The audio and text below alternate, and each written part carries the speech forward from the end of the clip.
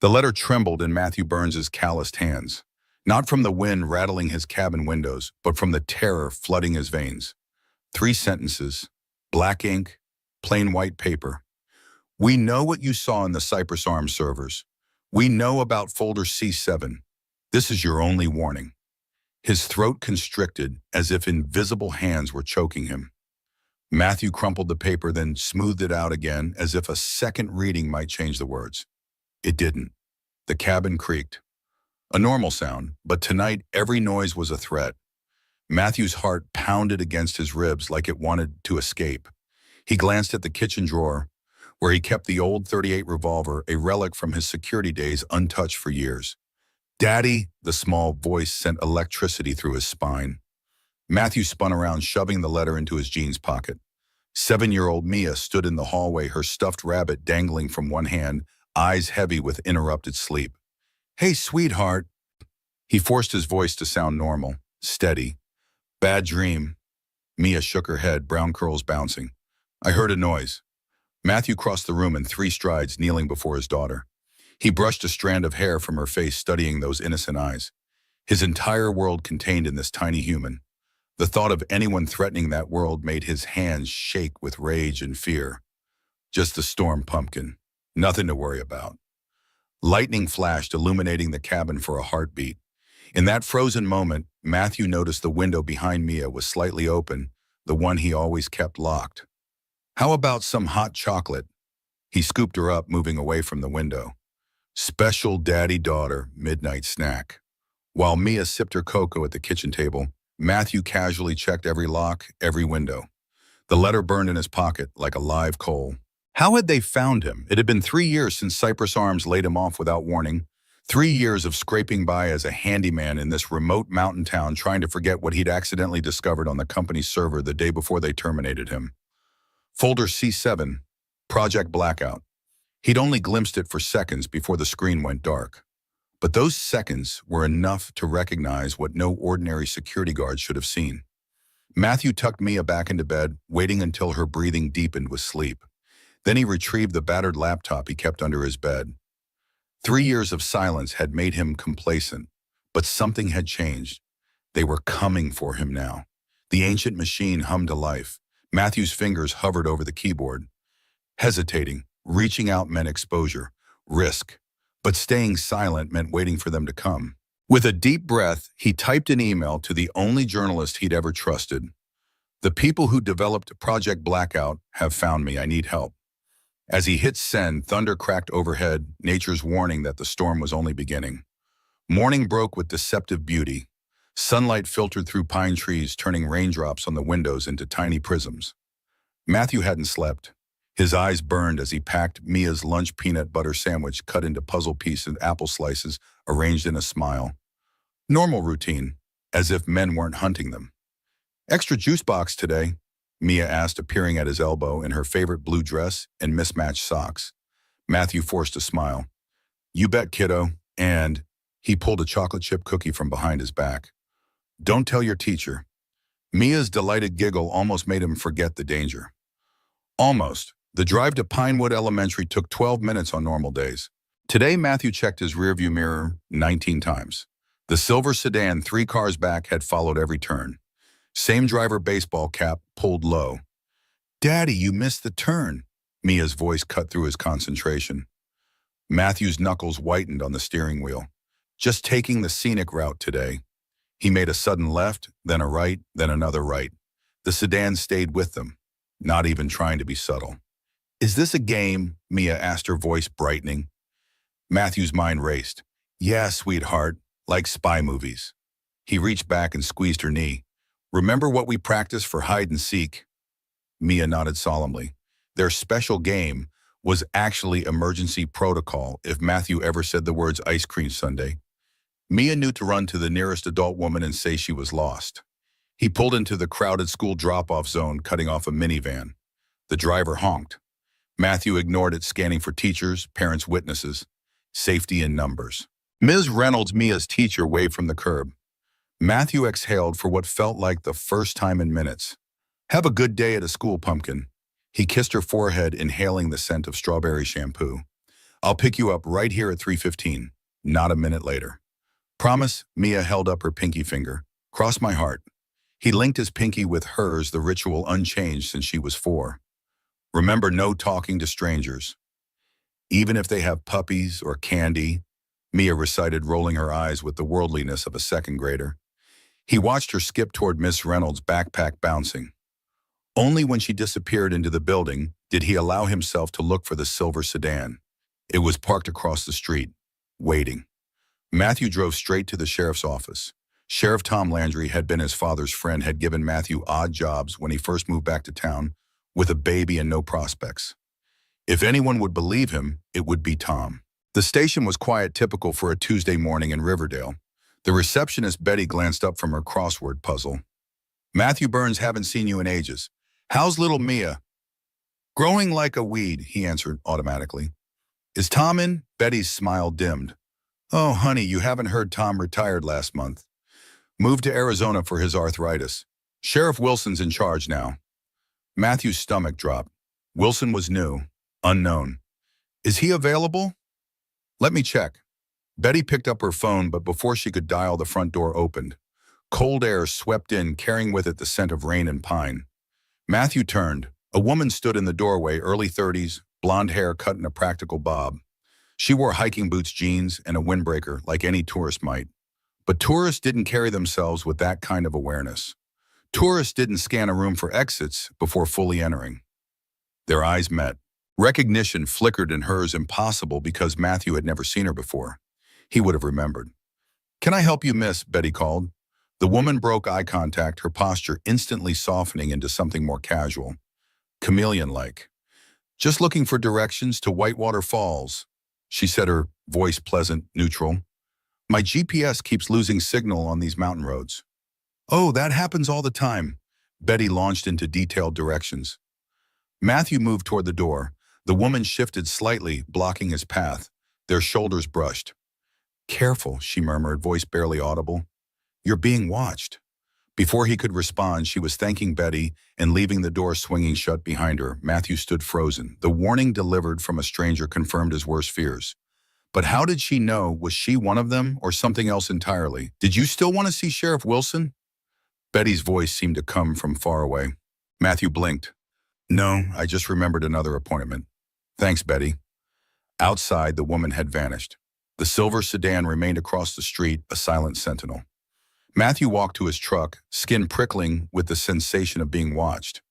As he reached for the door handle, he noticed something tucked under his windshield wiper, a business card. Natalie Walker Wilderness Guide. For when you're lost in the woods, a phone number was handwritten on the back. Thunder rumbled in the distance. Another storm was coming. By evening, the rain had returned with vengeance. Matthew paced his small cabin, checking his watch every few minutes. He'd picked up Mia from school without incident, but the silver sedan had followed them home, parking a quarter-mile down the road. Watching. Waiting. He'd called the number on the card 3 times. No answer. Mia sat at the kitchen table, tongue between her teeth, as she concentrated on her homework. Matthew watched her, his chest tight with love and fear. Whatever storm was coming, he couldn't let it touch her. His phone buzzed. A text from an unknown number. Behind your cabin. Come alone. Information about C7. Matthew's pulse jumped. He glanced out the window toward the dark tree line. Rain lashed against the glass, obscuring his view. Mia, honey, I need to grab some firewood from the back. Keep working on those math problems. But it's raining, Daddy.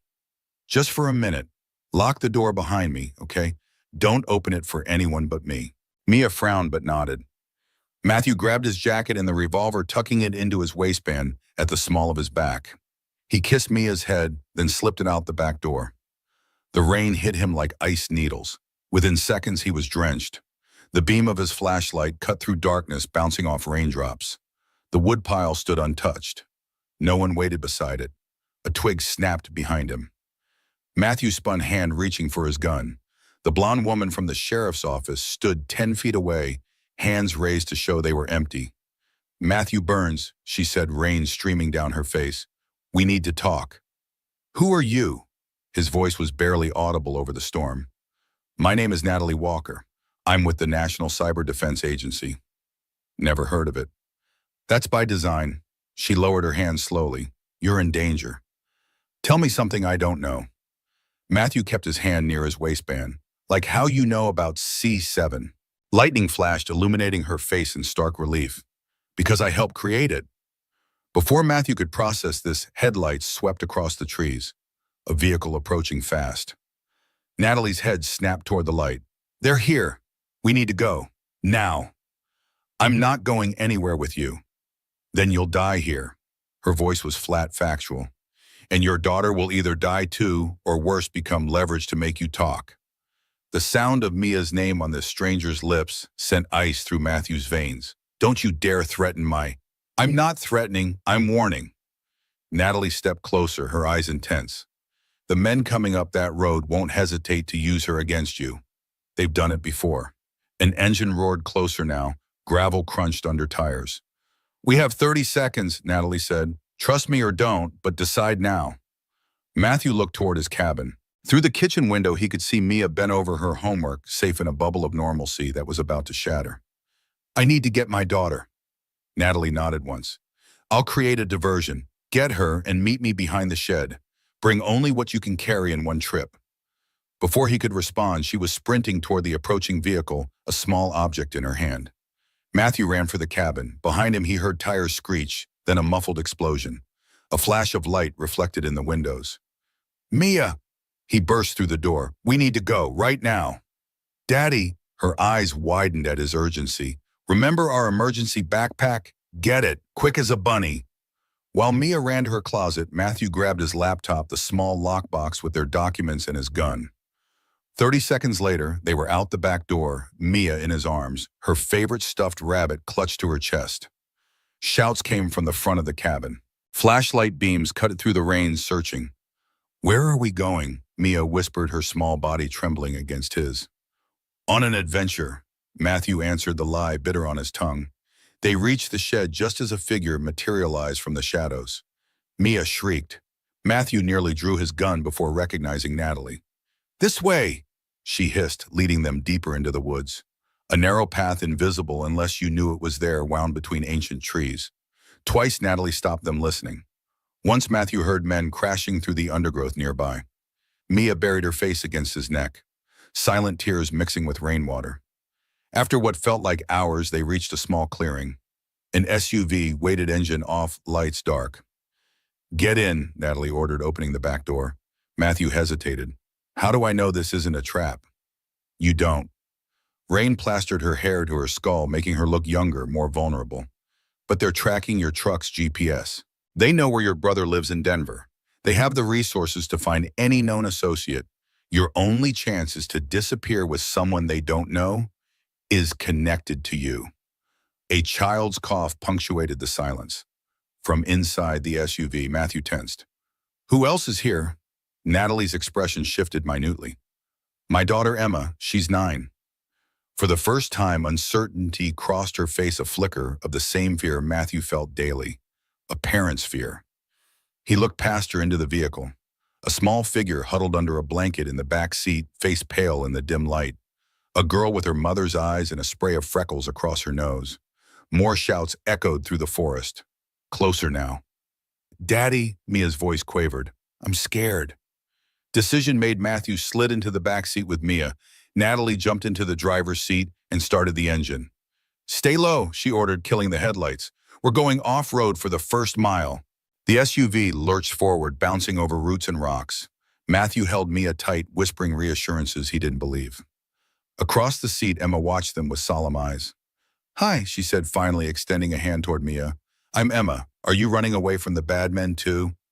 Mia nodded, reaching tentatively for Emma's hand. It's okay. Emma continued with the world-weary assurance of a child who had grown up too fast. My mom always has a plan. Matthew caught Natalie's eyes in the rearview mirror. Questions burned on his tongue, but he held them back. Not in front of the children. They drove in silence for 20 minutes, eventually reaching a paved road where Natalie finally turned on the headlights. Rain continued to pound the roof, a chaotic percussion matching Matthew's thoughts. Where are we going? He finally asked. Somewhere safe, Natalie replied, eyes on the winding road. A place they won't look. That's not an answer. It's all you get for now. Her voice softened slightly. Get some rest. We've got a long drive ahead. I want answers first. Matthew leaned forward, keeping his voice low enough that the girls couldn't hear. Starting with how you know about Project Blackout. Natalie's hands tightened on the wheel. I told you, I helped create it. You expect me to believe the government is developing a cyber weapon that can take down the entire power grid? That's terrorism, not defense. It wasn't supposed to be a weapon. For the first time, emotion cracked through her professional veneer of regret, maybe even guilt. It was meant to be a firewall, a defense system to protect critical infrastructure. But somewhere along the way, someone realized it could be reversed, weaponized. And that someone was Cypress Arms. It wasn't a question. Natalie nodded. They were contracted to help develop certain components, security systems initially. Then they started requesting access to core functions. By the time we realized what they were doing, they'd already created a backdoor. Matthew's mind raced. The day before I was fired, I was doing a routine security check. I accessed a server I wasn't supposed to access. Server 37B. Natalie glanced at him. We know, that's how you got on their radar. What did I see? Evidence. Communications between Cyprus executives and foreign buyers. Project Blackout wasn't just being weaponized, it was being sold. To people who would use it. The implications hit Matthew like a physical blow. A cyber weapon that could plunge entire regions into darkness. Hospitals without power. Air traffic control systems down. Chaos. Why now, he asked. It's been 3 years. Because 3 days ago they succeeded in creating a fully functional prototype. And yesterday I stole it. Natalie reached into her jacket pocket and pulled out a small device no bigger than a credit card. This is the activation key. Without it, Blackout is useless. They want it back. And they think I have it. No, they know I have it. But they think you know where I'd go, who I'd contact. That's why they're after you. Matthew stared at the small device. So much danger in something so small. But I don't know you, he said slowly. I've never seen you before today. Natalie was silent for a long moment, rain drumming on the roof. In the back seat, the girls had fallen asleep, Emma's blanket now stretched across both children. Yes, you have, she finally said. 2 years ago, outside the Bluebird Diner on Route 9. It was raining like tonight. I was bleeding from a knife wound. You gave me your jacket, called me a cab, didn't ask questions. Matthew's breath caught. He remembered that night, a woman face pale with blood loss stumbling outside the diner. He'd been having a late dinner with Mia, had given the woman his jacket, made sure she got safely into a taxi. Never saw her again. That was you, Natalie nodded, eyes still on the road. I was working undercover at Cyprus. My cover was blown. You helped me without knowing it. She paused. I never forgot that. The revelation settled between them, rearranging Matthew's understanding of their connection. Not strangers after all, ships that had passed in the night and only to collide in a storm 2 years later. Why didn't you just tell me this from the beginning? Would you have believed me? She glanced at him. Or would you have thought it was a manipulation? Matthew had no answer. He looked back at Mia, peaceful in sleep, unaware that her world had just been upended. How many more times would he fail to protect her from chaos? So what happens now, he finally asked. Now we disappear until I can get this key to people I trust. People who can expose what Cyprus is doing without getting killed in the process. And how long will that take? Natalie's silence was answer enough. Too long. Maybe forever. I have a life, Matthew said, voice tight. Mia has school friends. I can't just vanish. You already have. Natalie's voice was gentle but unyielding. The moment they connected you to me, your old life ended. I'm sorry, but that's the reality. The unfairness of it burned in Matthew's chest. One glimpse of a forbidden server, one act of kindness to a wounded stranger. And now this running in the night, everything left behind. There has to be another way, he insisted. We could go to the authorities. Cyprus has people in every agency. How do you think they got the contracts in the first place? We'd be dead before we finished filling out the paperwork. The media then? Same problem. Plus, without proof, we're just conspiracy theorists. You have proof. Matthew nodded toward her pocket. That key. The key is worthless without access to their systems to demonstrate what it does. Natalie sighed. I'm working on a solution. But until then, we stay hidden. They drove in silence for several minutes, windshield wipers beating a hypnotic rhythm. Matthew watched the unfamiliar landscape blur past each mile, taking them further from everything he knew. How did you find me? He finally asked. After all this time, I kept tabs on you. At his look, she added, professionally, in case I ever needed to reach out. When I realized what Cyprus was planning, I tried to warn you. The warning was from you. Matthew sat up straighter. I thought it was a threat. It was meant to be a warning, to get out before they came for you. She shook her head. I was too late. A new thought struck Matthew. The silver sedan, following us all day. Not Cyprus, one of mine, trying to watch over you until I could make contact. The revelation that he'd been under surveillance, even protective surveillance for years, made Matthew's skin crawl. How many other eyes had been watching? How much of his life had been observed without his knowledge? Where exactly are we going? He asked again, more firmly this time. Natalie hesitated, then relented. A safe house in the mountains, off-grid, no digital footprint. We'll be secure there while I make arrangements. For what? To end this, her voice hardened. To take down the people who turned my defense system into a weapon. To make sure Cyprus Arms can never threaten anyone again. The conviction in her voice was absolute. This wasn't just a mission for her, it was personal. Why? Matthew asked quietly. Why risk your life, your daughter's life, for this? Natalie's eyes met his in the rearview mirror, and in them, Matthew saw the same fierce protectiveness he felt for Mia. Because 2 years ago, a similar weapon was deployed in a controlled test. A small town in Oregon, power grid down for 3 days. 17 people died when the hospital generators failed, including my husband. Understanding dawned. That's why you were undercover at Cyprus. Not just assignment. Revenge. Justice, she corrected. And prevention. What happened in Oregon was a test run. The full version of blackout could affect entire regions. Thousands would die. The SUV began to climb winding up mountain roads increasingly obscured by mist and rain. The girls slept on, oblivious to the weight of the conversation happening inches away. We'll reach the safe house before dawn, Natalie said. You should try to sleep.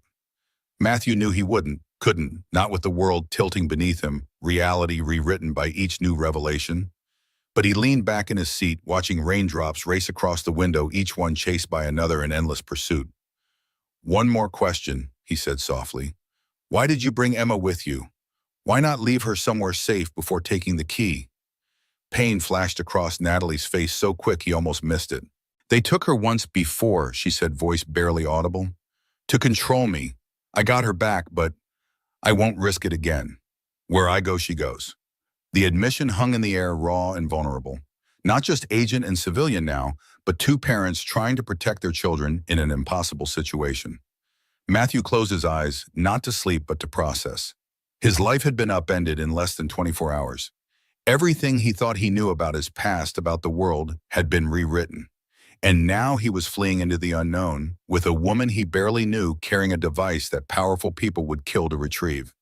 A soft sound made him open his eyes. In the back seat, Mia had curled closer to Emma, the two girls instinctively seeking comfort in sleep. Emma's arm draped protectively over the younger child. Matthew's throat tightened. In the driver's seat, Natalie continued, her vigilant watch eyes scanning the road, the mirrors, the shadows between trees. Ready for any threat. Matthew recognized the hyper-awareness he'd felt it every day since becoming a single parent. The constant vigilance. The knowledge that another life depended entirely on your protection. Maybe they weren't so different after all. The SUV rounded a curve, headlights illuminating a wall of fog ahead. Natalie slowed but didn't stop pressing forward into the unknown. Matthew watched her hands on the wheel, steady, capable, certain. For the first time since finding the letter, he allowed himself to believe they might survive this. Lightning flashed overhead, closer now.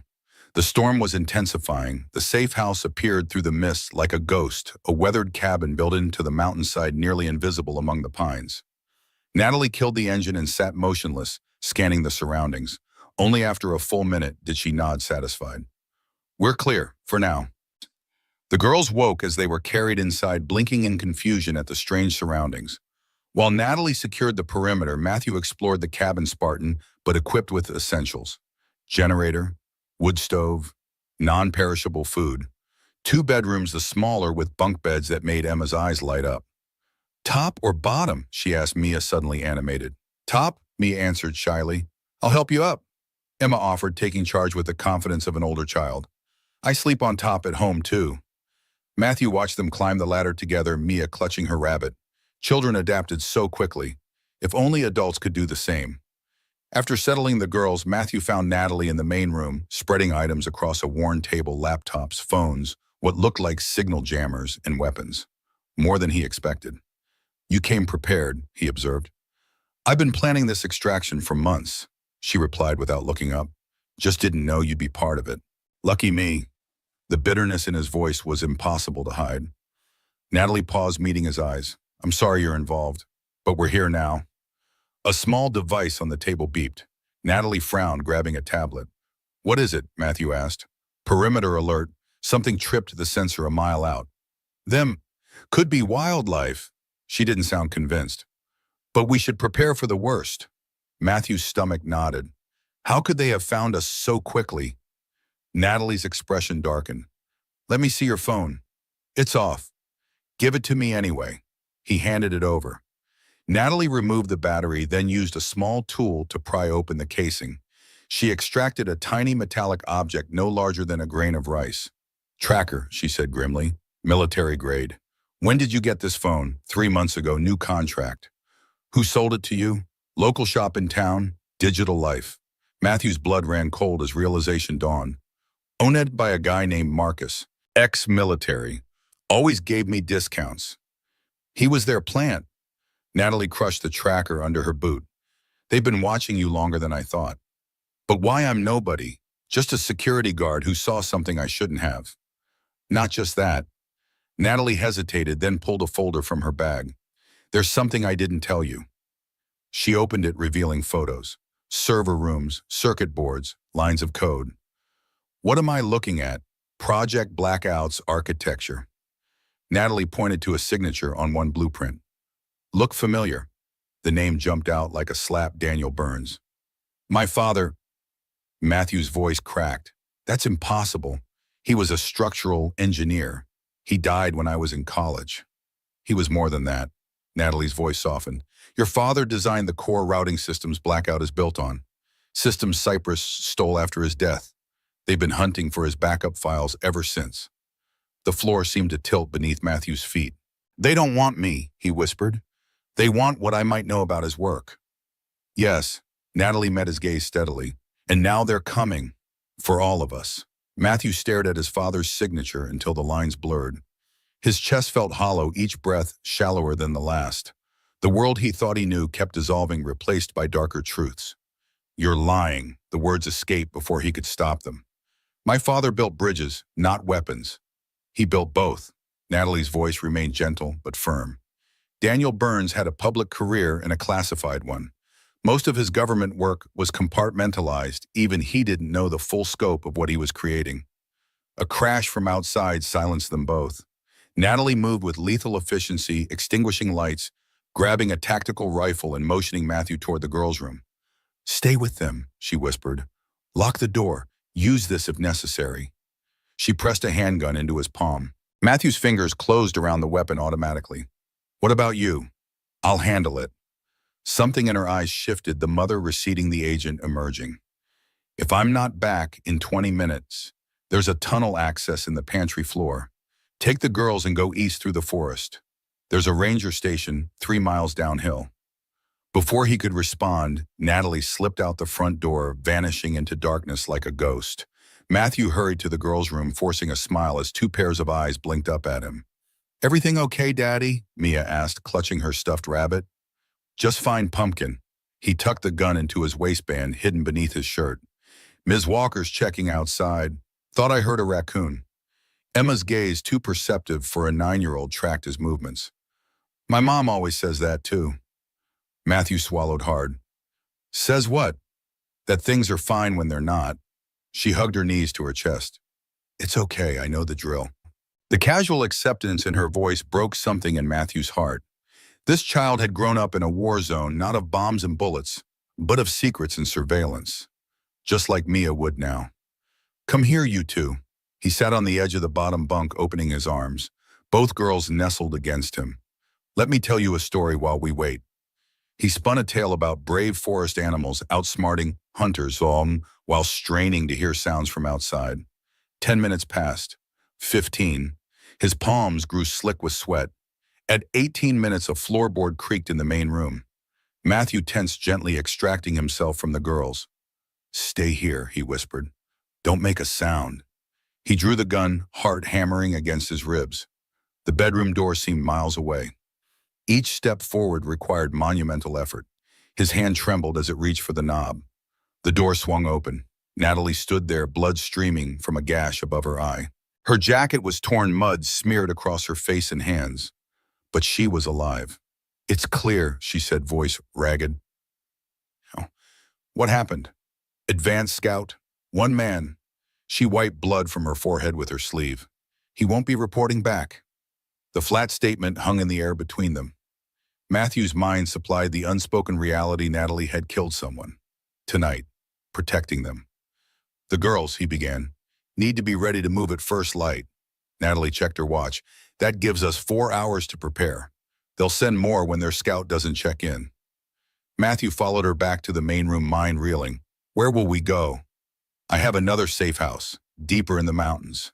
Natalie winced as she shrugged off her jacket, revealing a spreading blood stain on her upper arm. But first I need to deal with this. Without asking for help, she retrieved a first aid kit from her backpack and began cutting away her sleeve. Matthew watched, torn between offering assistance and maintaining distance from this woman who could kill with such efficiency. Compassion won out. Let me. He took the scissors from her hand, carefully cutting the fabric to expose a deep laceration. Knife, he asked, keeping his voice clinical. Yes. She didn't elaborate.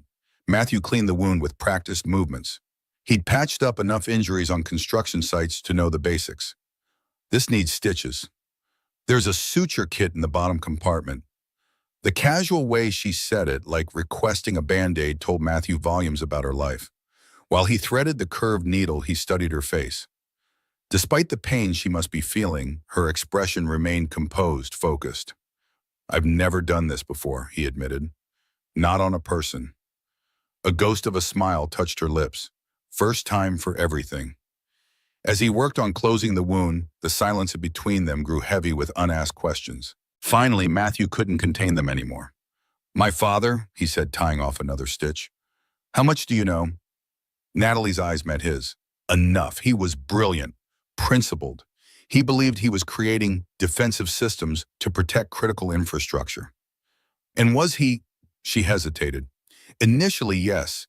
The original Project Blackout was designed to isolate and protect power grids during cyber attacks to create blackout zones that would contain breaches.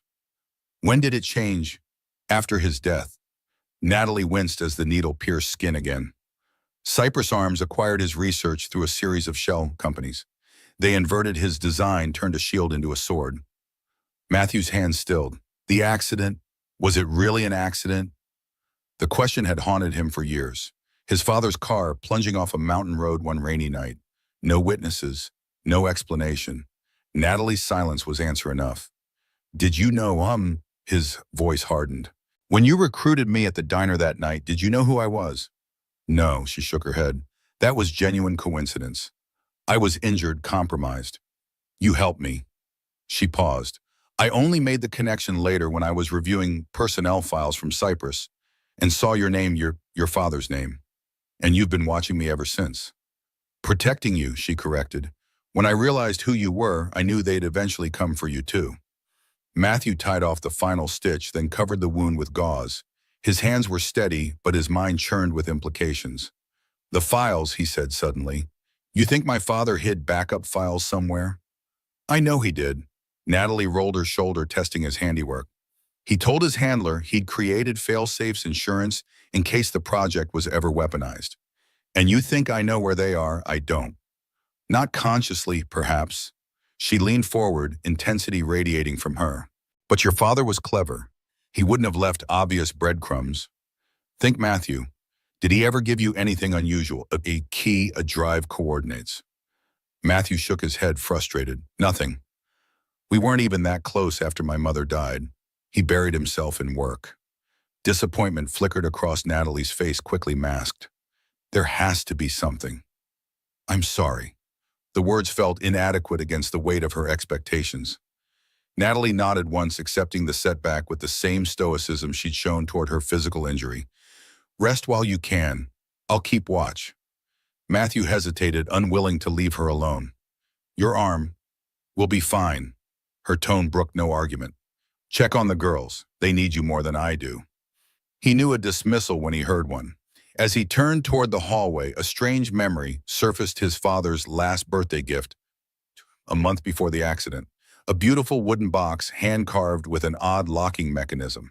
Inside, a collection of river stones, each with a number etched into it. Matthew had assumed they were merely decorative, a reference to their fishing trips. My father gave me a box, he said slowly, before he died, with numbered stones inside. Natalie's head snapped up. Where is it now? In storage, a unit in Denver where I keep things that won't fit in the cabin. Hope kindled in her eyes. That could be it. Coordinates maybe, or a code.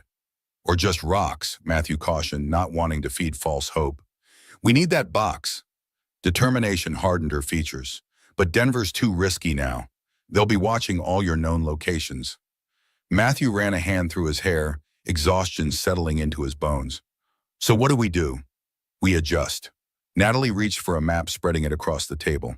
Change of plans. Instead of the other safe house, we head to Denver, but not directly. It's too dangerous, Matthew protested. You said yourself, everything is dangerous now. Natalie traced a route with her finger. But those stones might be our only leverage. The only way to end this instead of just running forever. The thought of Mia growing up like Emma, alert to every shadow, versed in escape routes, solidified Matthew's resolve. Okay, he agreed. Denver. But we do it my way. I know people there. People Cyprus wouldn't connect to me. Natalie studied him, evaluating. Who? My ex-wife's brother. We stayed close after she died. He owns a garage on the outskirts of town. Off the books kind of place. Can he be trusted? With our lives. Matthew's certainty was absolute. He helped me disappear after Cyprus fired me. New ID, new plates for my truck. Never asked questions. For the first time since they'd met, Natalie yielded control. Your call then. We leave at dawn. Matthew nodded, then headed to check on the girls. He found them both asleep on the bottom bunk, Mia curled against Emma like puppies seeking warmth. His daughter's stuffed rabbit had migrated to Emma's arms, while Emma's blanket covered them both. The sight pierced him with equal parts tenderness and terror. These children, innocent and vulnerable, now caught in a deadly game orchestrated by powerful men in distant boardrooms. Men who had likely murdered his father. Men who wouldn't hesitate to use these girls as pawns. He leaned against the doorframe, the weight of responsibility pressing down on him like a physical force. In the main room, he could hear Natalie moving around, checking weapons, securing their gear, preparing for war. Matthew had never wanted to be a soldier. He'd chosen security work for its stability, its routine, a safe career for a single father. Now he was being drafted into a battle he barely understood, with stakes higher than he could comprehend. But looking at Mia's peaceful face, he knew he had no choice. He would fight. For her, for Emma, for the memory of his father. Even if it meant becoming someone he never thought he'd be. Dawn arrived with muted gray light filtering through pine branches. They moved with practiced efficiency, Natalie from habit, Matthew from necessity. The girls, sensing the adults' tension, remained quiet and compliant, eating energy bars without complaint. We take the mountain roads, Natalie explained as they loaded the SUV. Avoid cameras, toll booths. It's longer but safer. Matthew nodded, securing the girls in the back seat. What about your scout from last night? Won't they find him? Eventually? Natalie's voice was neutral. But I bought us time. He didn't ask how. Some details were better left unimagined. They departed as the first birds began their morning songs, the SUV crawling down overgrown fire roads before connecting with the county highways. Natalie drove her injured arm, apparently no impediment. Matthew sat tense in the passenger seat, scanning for threats. In the back, Emma had produced a deck of cards from somewhere, teaching Mia a simple game. Their whispered explanations and occasional giggles created a surreal contrast to the adults' vigilance. 3 hours into the journey, Natalie broke the silence. We need to ditch this vehicle soon. It's possibly compromised. Ray, my ex-brother-in-law, can help with that. He's got connections. Good. She glanced in the rear-view mirror. The girls are holding up well. Matthew followed her gaze. They shouldn't have to. No, she agreed softly. They shouldn't. Another hour passed. The mountain landscape gradually gave way to foothills, then suburbs. Denver's skyline appeared on the horizon, a steel and glass mirage. Natalie tensed as they approached civilization. We're more exposed here. Eyes everywhere. Take the next exit, Matthew directed. Ray's place is off Industrial Boulevard. She complied, navigating through increasingly dense traffic. Matthew felt naked visible.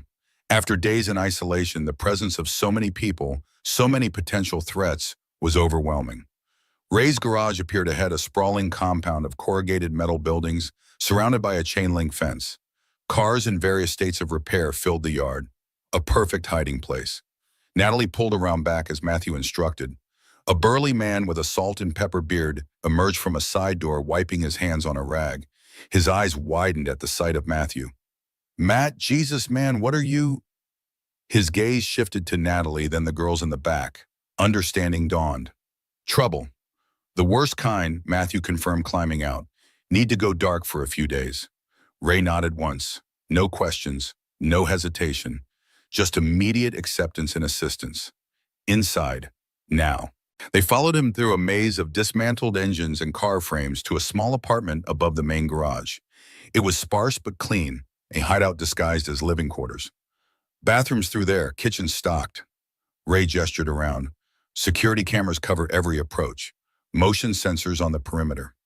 Natalie raised an eyebrow, impressed. Professional setup. Ex-military, Ray explained with a shrug. Old habits. We need to access a storage unit, Matthew said, without being seen. Ray considered this. Whose name is it under mine, but using my middle name, Joseph Burns. Location, Aslock Storage on 47th. Ray frowned. Heavy surveillance there. New owners installed cameras last year. He thought for a moment. I can get you in through the service tunnels. Used to do maintenance there. Hope surged in Matthew's chest. Went home. Tonight, after dark. Ray's eyes darted to the girls now exploring the apartment. They should stay here. Natalie immediately tensed. My daughter stays with me. Ray met her gaze unflinching. Your call, ma'am, but tunnels are tight, dirty, and if something goes wrong, the unfinished thought hung in the air. Natalie's jaw tightened, the battle between parent and operative playing out on her face. I'll stay with them, Ray offered. Place is secure as a bunker. Matthew touched Natalie's arm lightly. Ray's good people. I trust him with Mia. Something passed between them, a moment of understanding, of shared vulnerability. Finally, Natalie nodded. Emma, she called softly.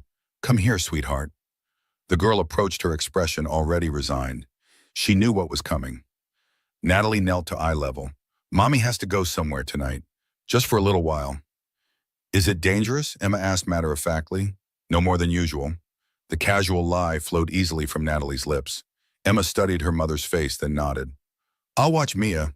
Matthew's heart constricted at the role reversal, the child comforting the parent, promising protection instead of receiving it.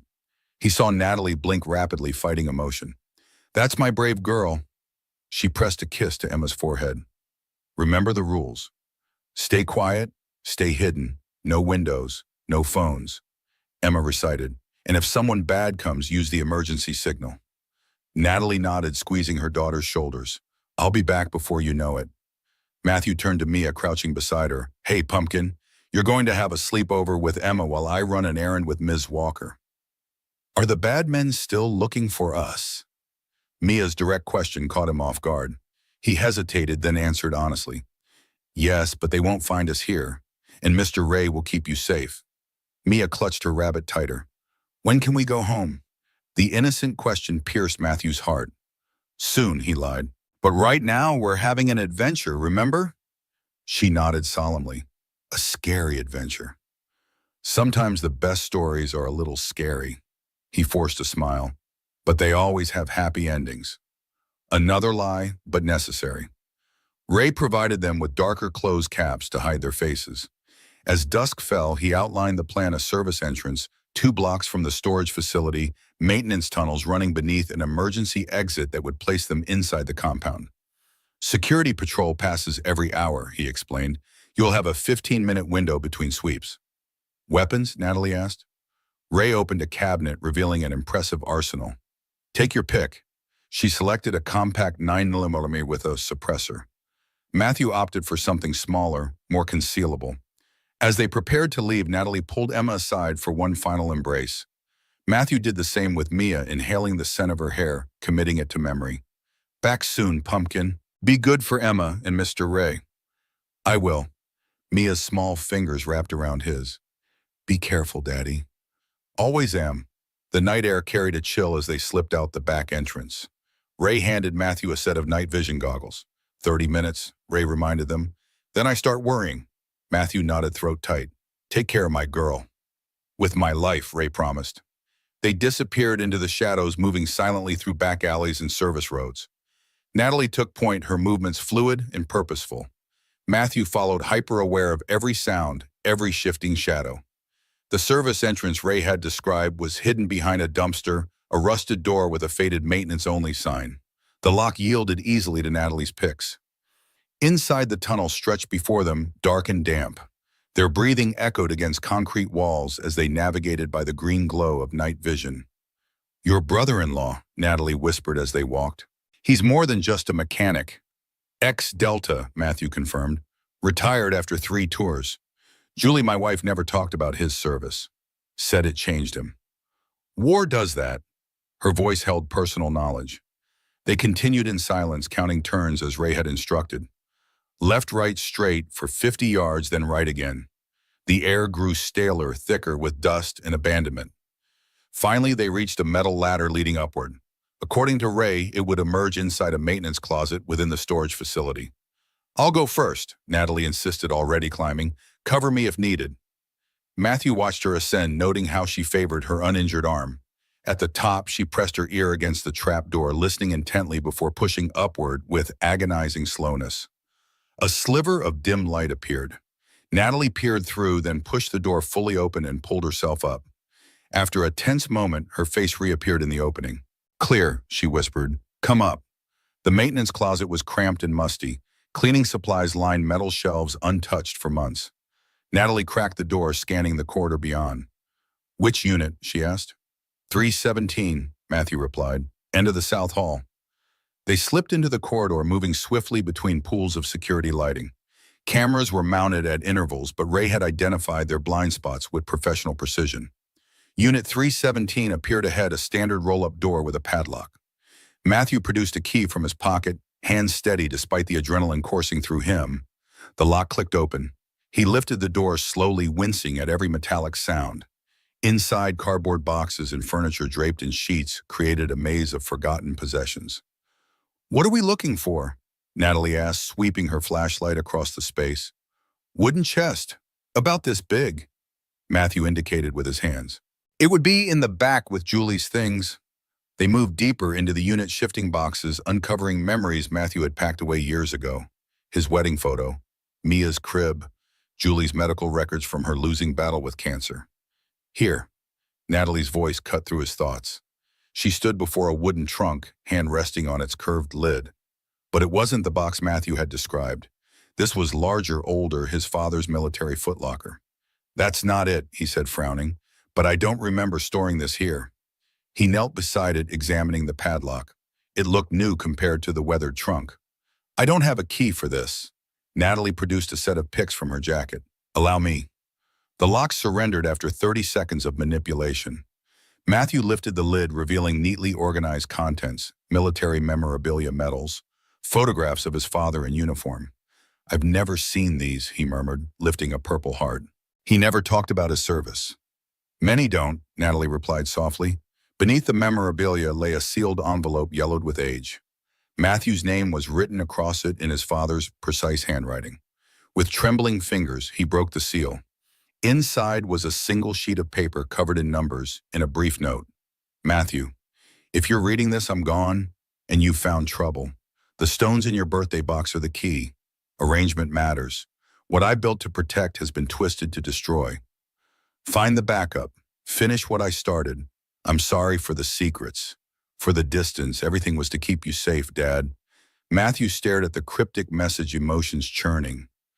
Anger at the secrets, grief for the relationship they never had, pride in his father's apparent principles. The box, he said urgently. We need to find the box.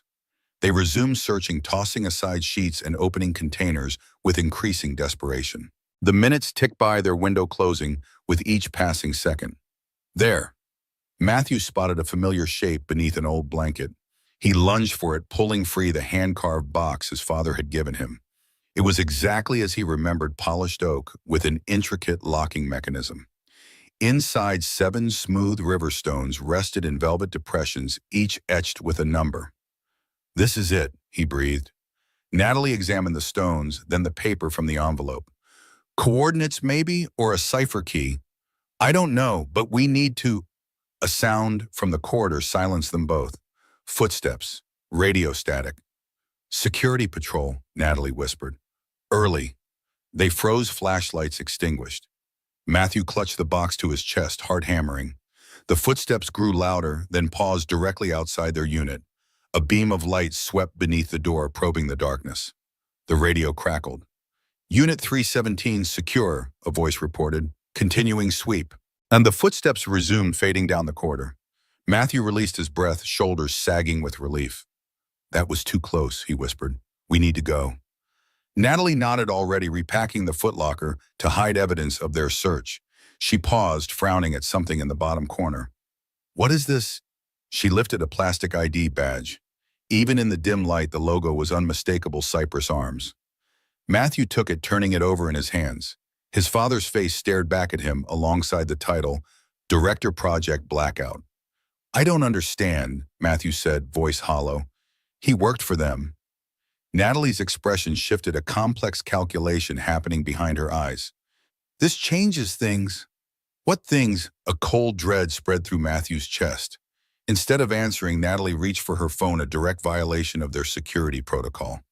She typed rapidly, body language suddenly transformed. What are you doing? Matthew demanded. Adjusting parameters. Her voice had changed, clinical, detached, professional in a way he hadn't heard before. Natalie, what's going on? She looked up, and the woman who met his gaze was a stranger. Your father wasn't just involved in Project Blackout, Matthew. He created it, not as a defensive system, as a weapon, from the beginning. The floor seemed to tilt beneath him. No, that contradicts everything you've told me. I told you what you needed to hear to cooperate. She straightened, all pretense of injury gone from her movements. The arm he had so carefully stitched now moved with perfect fluidity. The wound, theatrical blood, useful for gaining sympathy. She pocketed her phone. Your father wasn't a victim, Matthew. He was the architect, the visionary. Cypress didn't steal his work. They inherited it when he grew a conscience too late. Matthew's mind raced, reassessing every conversation, every revelation since they'd met. And who do you really work for? That's complicated. Natalie, or whoever she was, gestured to the badge. But suffice to say, we have mutual interest in recovering your father's failsafe. Emma, the question emerged as barely a whisper, a flicker of emotion, the first genuine reaction he'd seen. My daughter. That part is real. The rest? She shrugged. Operational necessity. Betrayal burned through Matthew like acid. You used me, my daughter. I protected you, she corrected sharply. If I'd wanted to harm you, I could have done it a dozen times over. Then what do you want? The same thing I've always wanted, the fail-safe, the backup your father created before he died. She nodded toward the box in his hands, which you just helped me find. Matthew clutched the box tighter. And if I don't give it to you? Natalie's expression softened fractionally. Don't make this harder than it needs to be. Emma and Mia are waiting. Let's keep them out of this. The implicit threat hung in the air between them. Matthew's finger twitched toward his concealed weapon. Natalie noticed her own hand shifting subtly toward hers. Don't, she warned softly. You won't win that contest. A new sound interrupted the standoff, multiple footsteps approaching rapidly from both directions. Too many for a standard security patrol.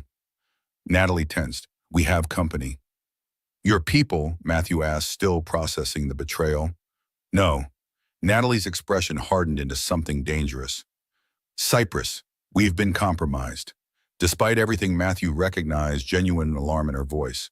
Whatever game she was playing, this development wasn't part of it. We need to move, now. She gathered their supplies with military efficiency. Tunnel exits our only option. Why should I trust you? Matthew demanded, though he was already backing toward the maintenance closet box clutched to his chest. Because at this moment, we both want the same thing: to get out alive. She gestured impatiently. Questions later. Movement now. The logic was irrefutable. Matthew followed her to the maintenance closet, descending the ladder, as footsteps and voices grew louder behind them. Natalie dropped down after him, pulling the trapdoor closed just as flashlight beams swept the closet above. They raced through the tunnels, no longer concerned with stealth. Their footsteps echoed off concrete walls, marking their passage for anyone listening. Matthew's lungs burned the wooden box clutched awkwardly against his side. Who are you really, he gasped between breaths. National Intelligence Directorate, she replied without breaking stride. Special Projects Division. Never heard of it. That's the point. She took a sharp left turn. We're the oversight that has no oversight. In Cyprus, private contractors gone rogue.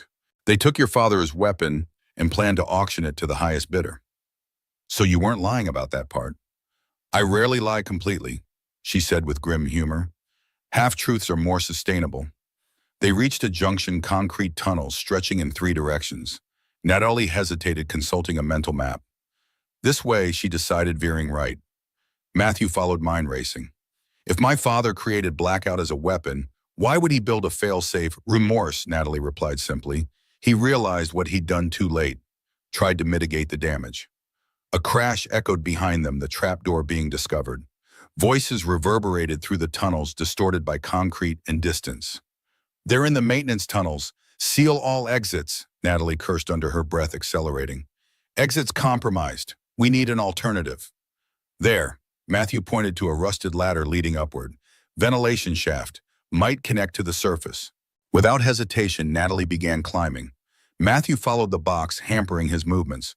Above them, a metal grate blocked the shaft. Natalie braced herself against the ladder and kicked upward. Once, twice. On the third impact, the grate gave way. They emerged in an alley behind a liquor store, the night air sweet after the tunnel's musty confines. Distant sirens wailed, growing closer. They've alerted local authorities, Natalie observed grimly. We need transportation. Matthew scanned their surroundings, orienting himself. This way, 3 blocks to Ray's garage. They stuck to shadows, avoiding main streets. Matthew's thoughts churned with each step. Nothing made sense anymore. His father, the ethical engineer, the distant parent, had created a weapon of mass destruction. Natalie, the protective agent, the devoted mother, had manipulated him from the start. And where did that leave him and Mia? The girls, he said suddenly. If Cyprus found us at the storage unit, Ray's place is secure, Natalie interrupted, and my people are already en route as backup. Your people who don't officially exist? Exactly. She glanced at him. I know you feel betrayed, Matthew, but everything I've done has been to contain this situation. By lying to me. By managing you. Her voice softened fractionally. Would you have helped if I'd told you your father was responsible for creating a weapon that could cripple entire nations? The question hung between them, unanswerable. They continued in tense silence, each lost in private calculations. Ray's garage appeared ahead, dark and seemingly undisturbed. No obvious security presence. No signs of intrusion. But something felt wrong. The hairs on Matthew's neck prickled with warning. Wait! He grabbed Natalie's arm. Something's not right. She stilled immediately, scanning the compound with professional assessment. What do you see? Nothing. That's the problem. Matthew pointed to the security lights. They should be on. Ray never turns them off, not even during daylight. Natalie's expression tightened. Could be a power failure. Or a deliberate cut. Matthew pulled out his phone, dialing Ray's secure line. No answer. Without discussion, they altered their approach, circling to the building's blind side where delivery trucks normally parked. A chain-link fence separated them from the compound. "I'll go first," Natalie whispered. "Cover the box."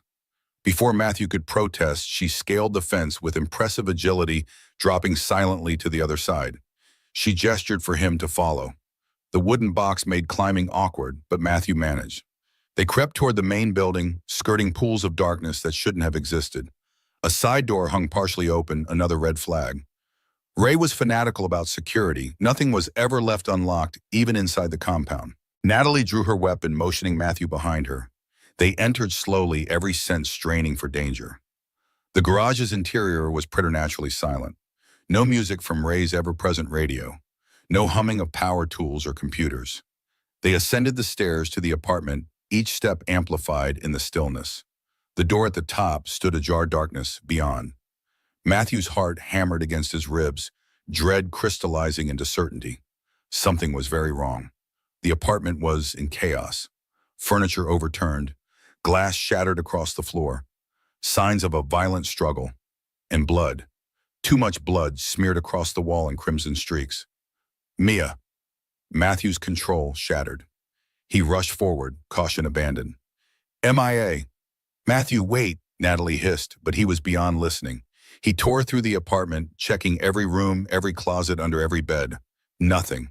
No bodies, but no children either. No Ray, just emptiness and evidence of violence. He returned to the main room, finding Natalie kneeling beside a pool of blood, expression grim as she examined something small in fabric. Mia's stuffed rabbit, one arm torn off stuffing, spilling onto the floor, soaked in blood. Matthew's knees gave out. He collapsed against the wall, the wooden box falling forgotten from his hands. A sound escaped him, not quite a scream. Something primal torn from the depths of his soul. Natalie crossed to him, gripping his shoulders with surprising strength.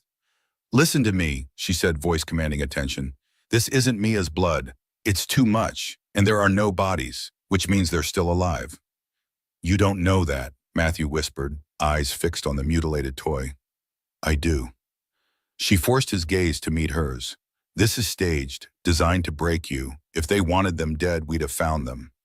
"Then where are they?" His voice cracked. "Taken. Leverage." Natalie's expression hardened. "They want the box, Matthew. The fail-safe. That's what this is about." As if summoned by her words, Matthew's phone buzzed. An unknown number. He answered with shaking hands. "Burns," a male voice unfamiliar and clinical. "I believe I have something of yours." Ice flooded Matthew's veins. "If you've hurt her, your daughter is unharmed.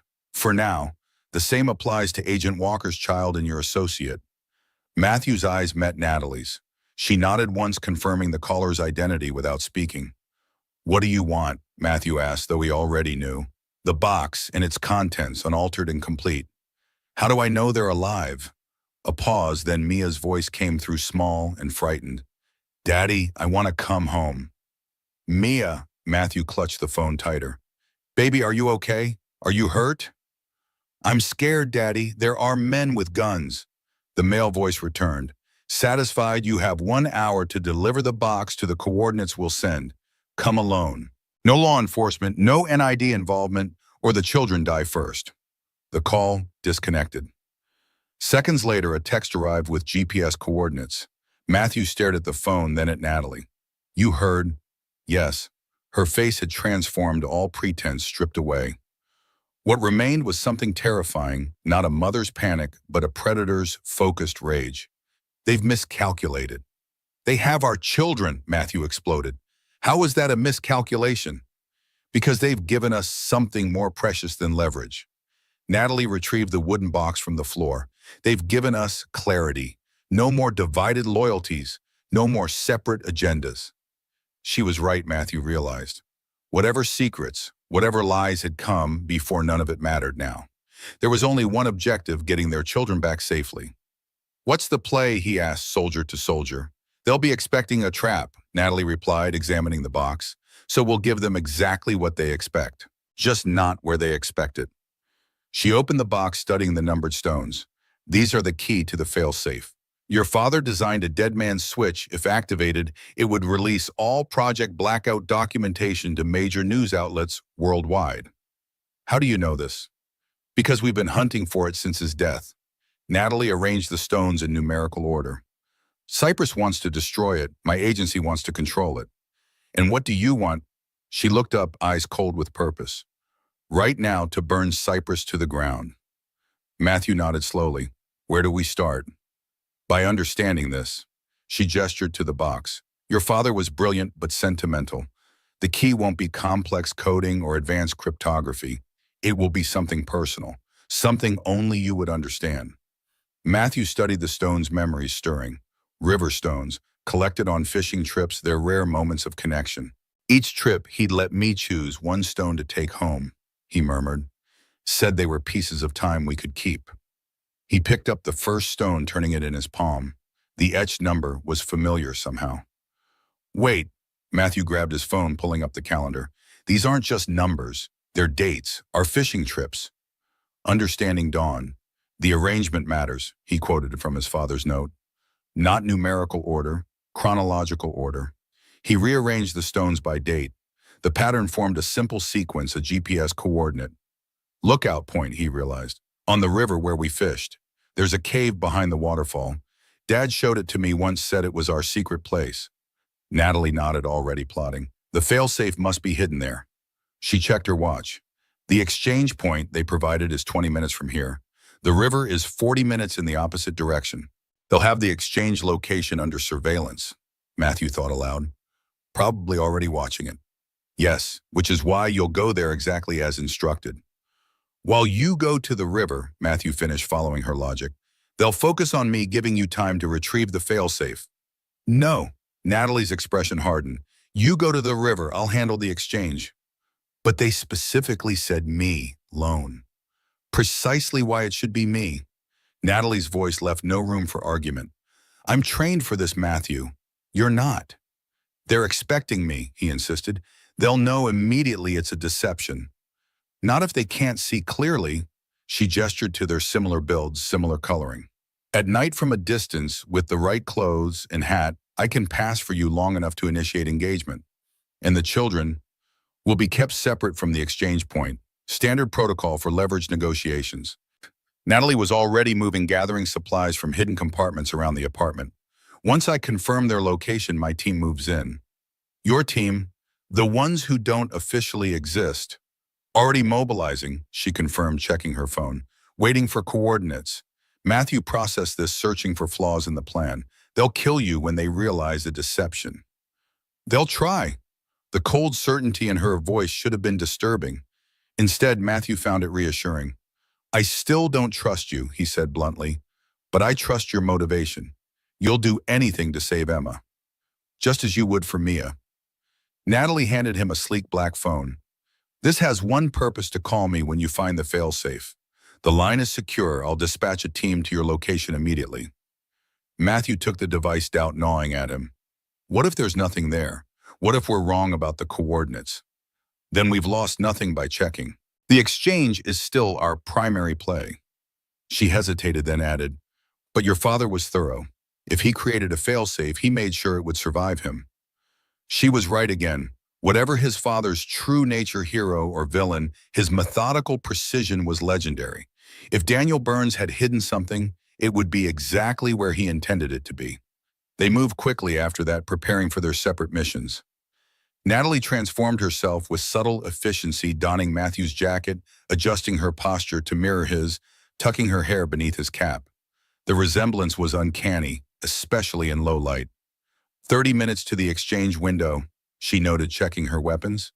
You should leave now to reach the river before dark. Matthew nodded, zipping his borrowed coat. A thought struck him. The box. They'll expect it at the exchange. Natalie produced an identical wooden box from her bag. Replica, created months ago when we identified your storage unit. The revelation should have angered him, further evidence of her manipulation. Instead, Matthew felt grudging respect for her thoroughness. And the real box goes with you. The stones are the authentication key for the failsafe. Natalie handed him a small transponder. This will alert you to surveillance. Green means clear, red means observed. Matthew pocketed the device, mind shifting into tactical mode. Transport, underground garage, second level, black sedan diplomatic plates, invisible to standard traffic monitoring. She paused, meeting his eyes directly. One more thing. If I'm not at the rendezvous point in 3 hours, take the fail-safe and go. There's a go bag in the trunk with new identities, cash, everything you'll need to disappear with Mia. The implication hung between them. If Natalie didn't make the rendezvous, she was either captured or dead. And Emma, he asked quietly. Pain flashed across Natalie's face, genuine, unguarded. Will be extracted by my team, if possible. The qualifier told Matthew everything. Natalie was preparing for every contingency, including her own death, including the possibility that her daughter might not survive. I'll find her, he promised. If things go wrong, I'll make sure Emma is safe. Gratitude flickered in Natalie's eyes, quickly masked. Just find the fail-safe. Everything else is secondary. Matthew knew she was lying. Nothing was more important to her than Emma, but operational necessity demanded the pretense. They descended to the underground garage in silence, each lost in private thoughts. The black sedan waited exactly where Natalie had indicated. Keys are inside, she said. Drive carefully. No attention. Matthew nodded, opening the driver's door. Before entering, he turned back. Natalie, whatever happens, whatever you've done, thank you for trying to protect Mia. Something shifted in her expression, a crack in the operative's armor, revealing the person beneath. Get your daughter back, Matthew, then decide if you want to thank me. With that, she turned and walked away, shoulders squared, stride lengthening to match his. Even her gait had transformed to mimic his movement patterns. By the time she reached the garage exit, the resemblance was uncanny. Matthew watched until she disappeared, then slid behind the wheel. The engine purred to life with expensive quietness. He pulled out of the garage, mind focused on a single objective lookout point. The cave. The fail-safe that might save their children. As he navigated through Denver's outskirts, a strange calm settled over him. The father's panic and the civilian's uncertainty receded, replaced by something colder, more focused. He recognized it distantly, the same state he had observed in Natalie. In Ray. The mind's adaptation to combat conditions. The drive to Lookout Point passed in a blur of strategic planning. Matthew cataloged resources, assessed threats, calculated contingencies.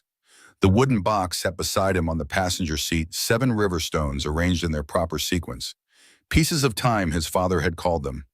Matthew wondered what other secrets those innocent stones might unlock. The transponder remained green throughout the journey, no surveillance detected. Either Cyprus had committed all resources to the exchange, or Natalie's evasion techniques were working. Either way, Matthew reached the river road unobserved. Dusk was falling as he parked in the abandoned ranger station lot. No other vehicles present. The transponder still showed green.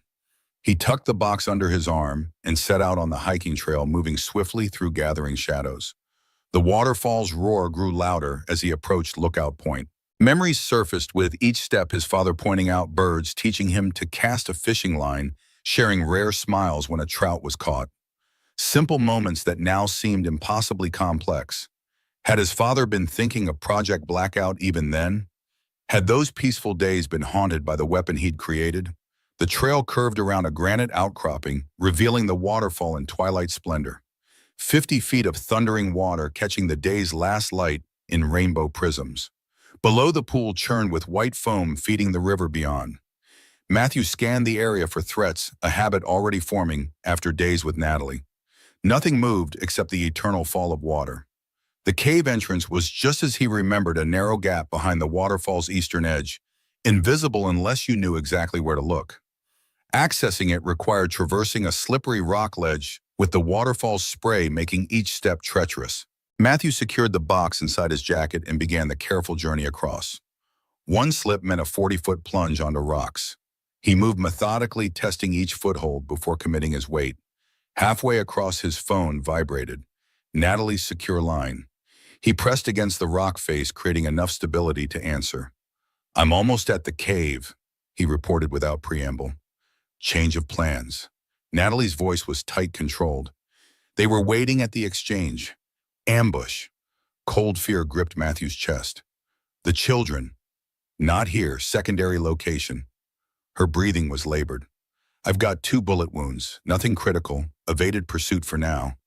Emma Mia Ray, still alive according to their negotiator. But they're moving them.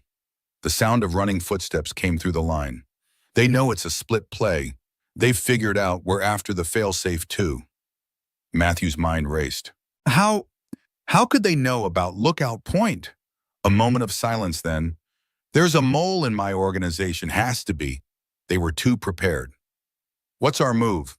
Find the failsafe, Natalie ordered. It's our only leverage now. I'm going the dark need to shake pursuit. We'll contact when secure. The line went dead.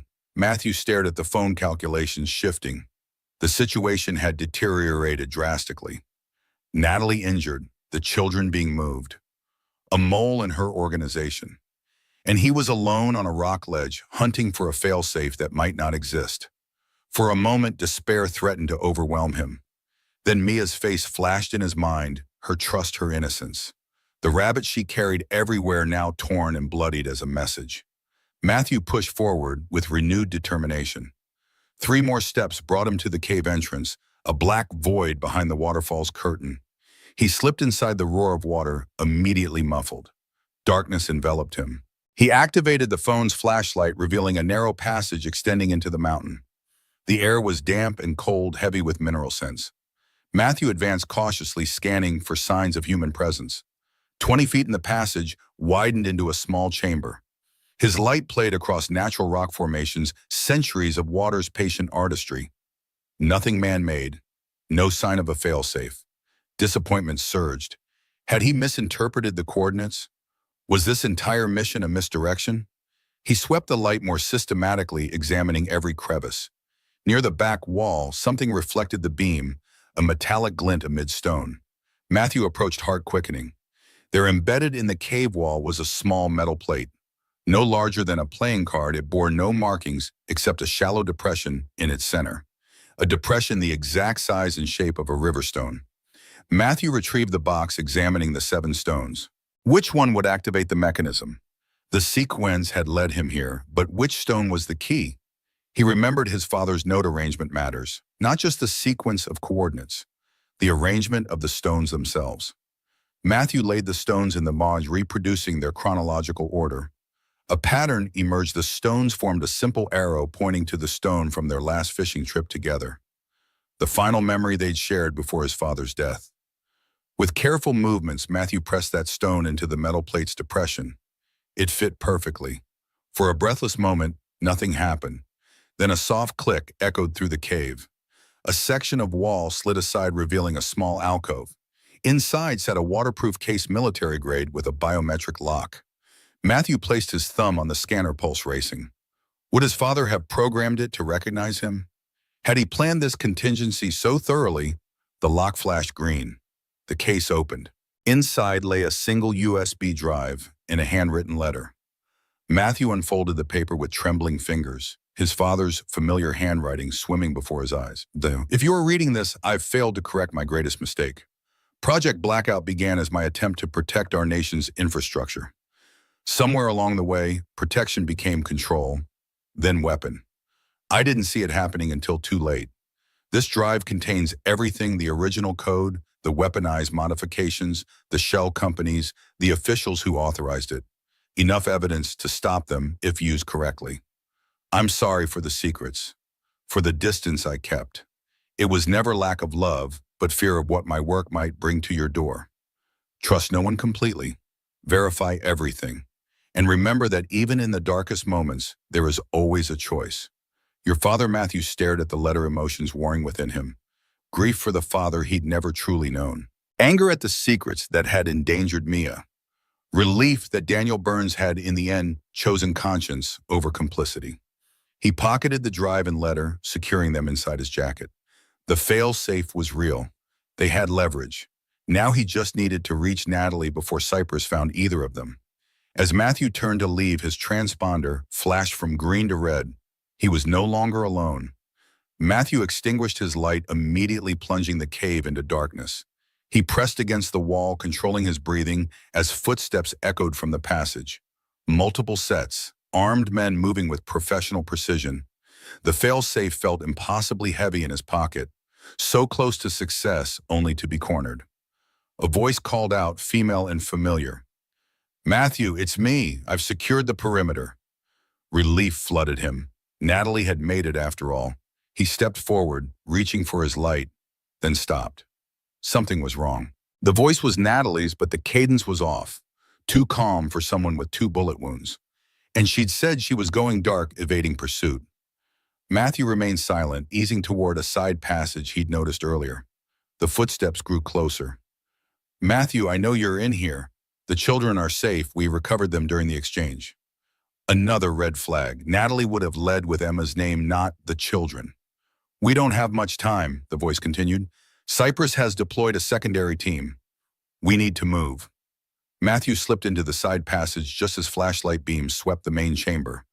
3 figures entered, Natalie in the lead, flanked by 2 men in tactical gear. Her movement showed no sign of injury. No blood stained her clothing. "Burns," she called. "Stop hiding. We're on the same side." Matthew held his position, mind racing.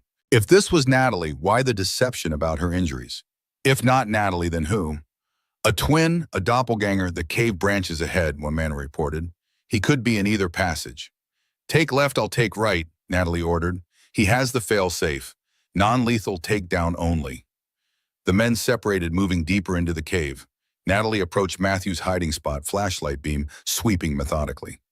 "Matthew," she said softly, "I know you're confused. Let me explain." He remained motionless, scarcely breathing. Her light passed over his position, then moved on. "Your father wasn't who you thought," she continued, voice echoing slightly. "But neither am I." She stepped fully into the side passage, back turned to Matthew as she searched ahead. He could see her clearly now. Same build, same hair, same tactical gear. But a small detail caught his attention. A scar on her neck, just visible above her collar. A scar Natalie didn't have. Understanding dawned with sickening clarity. Not a doppelganger, a twin. The mole in Natalie's organization wasn't just any operative. It was her own flesh and blood. Matthew's phone vibrated silently in his pocket. The secure line. He couldn't answer without revealing his position, but the message was clear. The real Natalie was trying to warn him. "I don't want to hurt you," the woman said, still scanning the passage ahead. "But I will if necessary. The fail-safe belongs to us. Always has.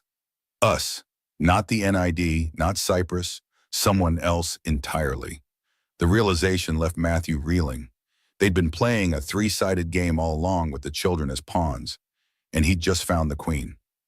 The woman turned suddenly, flashlight beam landing directly on Matthew's position. A smile spread across features identical to Natalie's, yet fundamentally different. "There you are," she said softly. "Hello, Matthew. I'm Diana. Natalie never mentioned me, did she?" "Wow." "Hello, Matthew. I'm Diana. Natalie never mentioned me, did she?" Matthew's mind raced, calculating options, each worse than the last. He was cornered in a narrow passage with Diana blocking the exit. Her men would return soon, cutting off any hope of escape. "Where are the children?" he demanded, voice steady despite the fear churning in his gut. Diana tilted her head, studying him with clinical detachment. "Safe, for now. Emma's quite attached to your daughter. Sweet, really. If you've hurt them..." "I don't hurt children, Matthew." Her expression hardened. "Unlike my sister, who dragged a 9-year-old into an active operation." The accusation carried genuine emotion, the first authentic thing Matthew had heard from her. A fracture line in her professional facade. "The fail-safe," Diana continued, gesturing with her free hand. "Give it to me, and you'll see your daughter again. And if I don't believe you," a smile ghosted across her lips. "Smart man, trust issues, I approve." She lowered her flashlight slightly. "But you're out of options. My men have the exit covered. Natalie is bleeding out somewhere in the forest. And you're just a security guard with a USB drive. You don't understand." Matthew's phone vibrated again. Diana's eyes flickered toward his pocket. "That would be my sister, I presume, desperately trying to warn you." She extended her hand. "The phone, please?" Instead of complying, Matthew lunged not toward Diana, but sideways deeper into the passage. Her shot went wide, bullets sparking against stone as he scrambled through a narrow gap in the rock wall. "Containment breach," Diana shouted. "Target moving deeper. Converge on my position." Matthew pressed through the tight opening stone, scraping his shoulders. The passage widened again on the other side, branching into multiple tunnels. He chose one at random, relying on instinct and darkness to cover his escape. The cave system was more extensive than he'd realize. His father had chosen well a natural labyrinth with countless hiding places. But Diana and her men had equipment training in superior numbers. Time was against him. The vibration came again. Matthew ducked into a side alcove and answered. Natalie. Listen carefully. Her voice was weak but focused. Diana will have called for backup. You have 15 minutes before they seal every exit. You knew about her. Accusation edged his words. You knew and didn't warn me. Operational security. The excuse sounded hollow even to her. Diana went rogue 3 years ago, sold classified tech to the highest bidder. I've been hunting her ever since. Your own sister. Especially my sister. Bitterness tinged her reply. She's why Emma was taken the first time. Leverage against me. Footsteps echoed nearby. Matthew pressed deeper into the alcove. I need extraction, he whispered. They're closing in. Working on it. There's a water passage at the lowest level of the cave system. It connects to the river downstream. How do I find it? Follow the moisture. The walls will be slick with condensation. Matthew touched the nearest wall. Dry stone. And if they catch me first. Natalie's hesitation told him everything. Don't let that happen. The line went dead. Matthew pocketed the phone, heart pounding against his ribs. A head flashlight beam swept the main tunnel. Behind voices grew closer. He assessed his options with newfound clarity. Running meant certain capture. Hiding would only delay the inevitable. That left one choice the most dangerous, but the only one with a chance of success. Matthew crouched low, retrieving a stone from the cave floor. With careful aim, he hurled it down the leftmost passage. It clattered loudly against distant rock. Movement Sector 3. A beam swung toward the sound. Using the distraction, Matthew slipped into the right passage, moving silently as Natalie had taught him. 20 feet in the ground began to slope downward. The air grew damper, heavier with mineral scents. Following the water, following hope, the descent steepened. Matthew braced himself against slick walls, feeling his way through near total darkness. Above, shouts and footsteps grew more distant. Below, the sound of rushing water emerged, faint at first, then growing steadily louder. His foot slipped on wet stone. Matthew fell hard, sliding several feet before catching himself. Pain lanced through his ribs, but the USB drive remained secure in his inner pocket. The failsafe. Their only leverage. The passage opened suddenly into a larger chamber.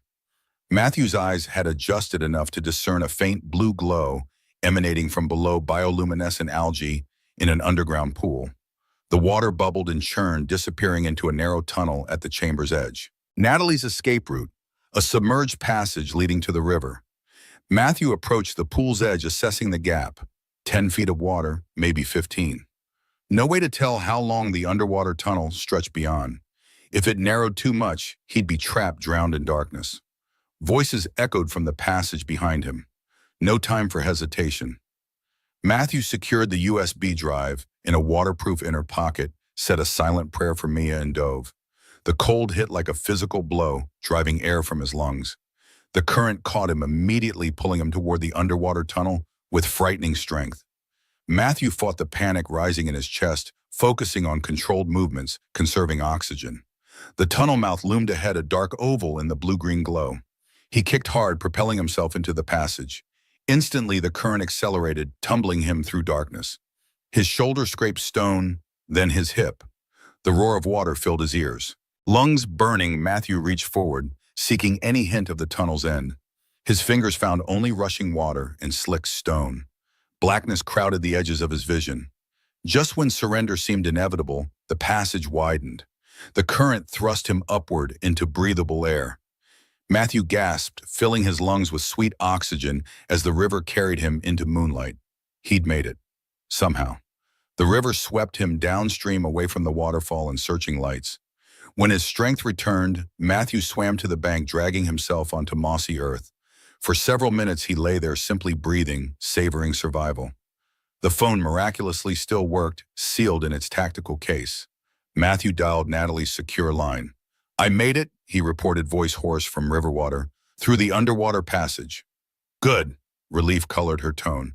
Rendezvous point is 3 miles downstream. Abandoned ranger cabin. Can you make it? Matthew assessed his condition. Bruised ribs, scraped shoulder, exhaustion settling into his bones, but the alternative was capture and Mia remained in danger. I'll make it, he promised. What about you? Flesh wound, Natalie replied, though strain undercut her casual dismissal. Nothing critical. And Diana, silence stretched between them. My sister is a complication, Natalie finally said. One I'll handle when the time comes. She has the children, Natalie. I'm aware. Her voice hardened.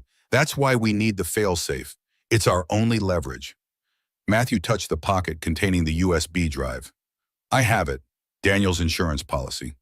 Good. Now move. Diana will have teams sweeping the river soon.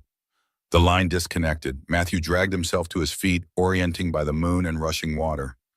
3 miles downstream, 1 foot in front of the other. For Mia. The forest passed in a blur of shadow and moonlight. Matthew moved automatically, mind replaying Dinah's words, searching for clues for weaknesses he could exploit. The emotion when she'd mentioned Emma. The accusation against her sister. Bad blood ran deep between the twins, perhaps deep enough to create opportunities. 2 hours later, the abandoned ranger cabin appeared a dark silhouette against star-studded sky. Matthew approached cautiously, scanning for threats. A soft whistle from the trees signaled Natalie's presence. She emerged from shadows, moving with the careful precision of the injured. Blood darkened her left side, but her eyes remained alert, focused. You look like hell, she observed, guiding him inside. You're not winning any beauty pageants yourself. Matthew collapsed onto a dusty chair, every muscle protesting the day's abuse. Natalie secured the door, then retrieved a medical kit from her pack. She worked methodically, assessing his injuries with professional detachment. 2 cracked ribs, possibly 3, she diagnosed, fingers probing his side. Nothing life-threatening. Matthew winced at her touch. The fail-safe, secure. He nodded, patting his inner pocket, waterlogged but intact. Relief softened Natalie's features. She sat heavily on a nearby crate, fatigue briefly overtaking her composed exterior. Blood seeped through her to makeshift bandage. Your turn, Matthew insisted, reaching for the medical kit. Let me see. To his surprise, she complied without argument, unlacing her tactical vest to reveal a bullet wound high on her left side. The bleeding had slowed, but the surrounding skin looked angry and inflamed. Through and through, she noted clinically. Missed anything vital?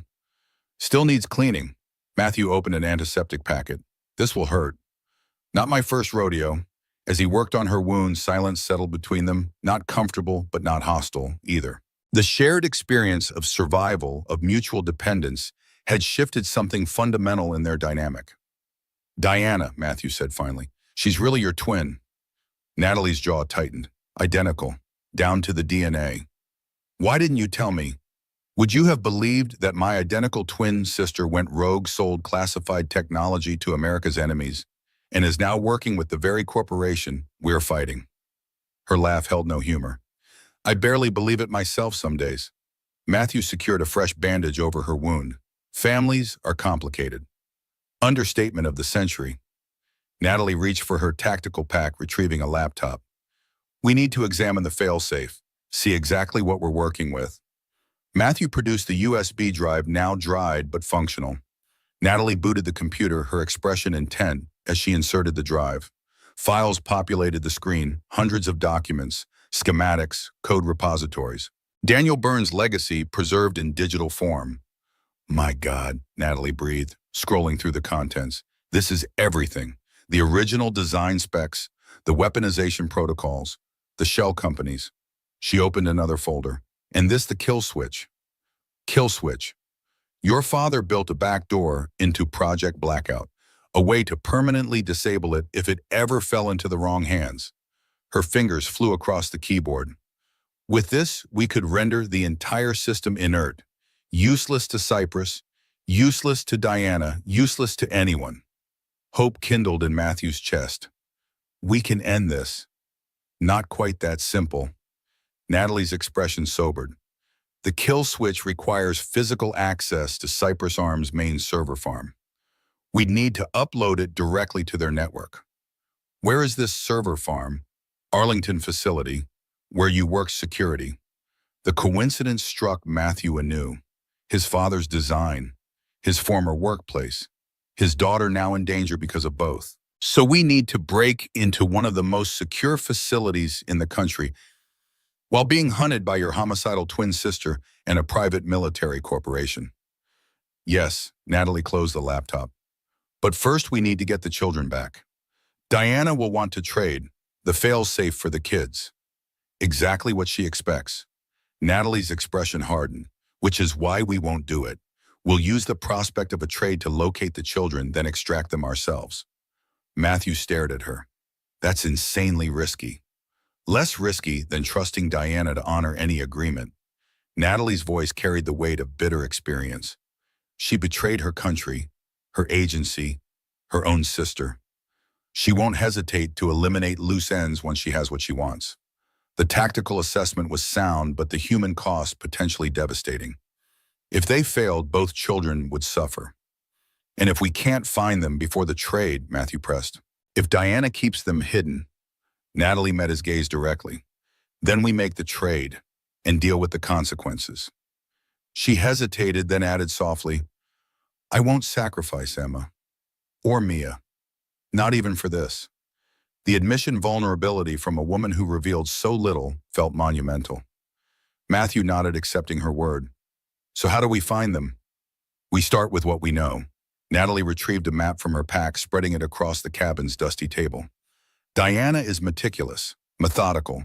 She'll keep the children somewhere secure but accessible, somewhere with multiple escape routes.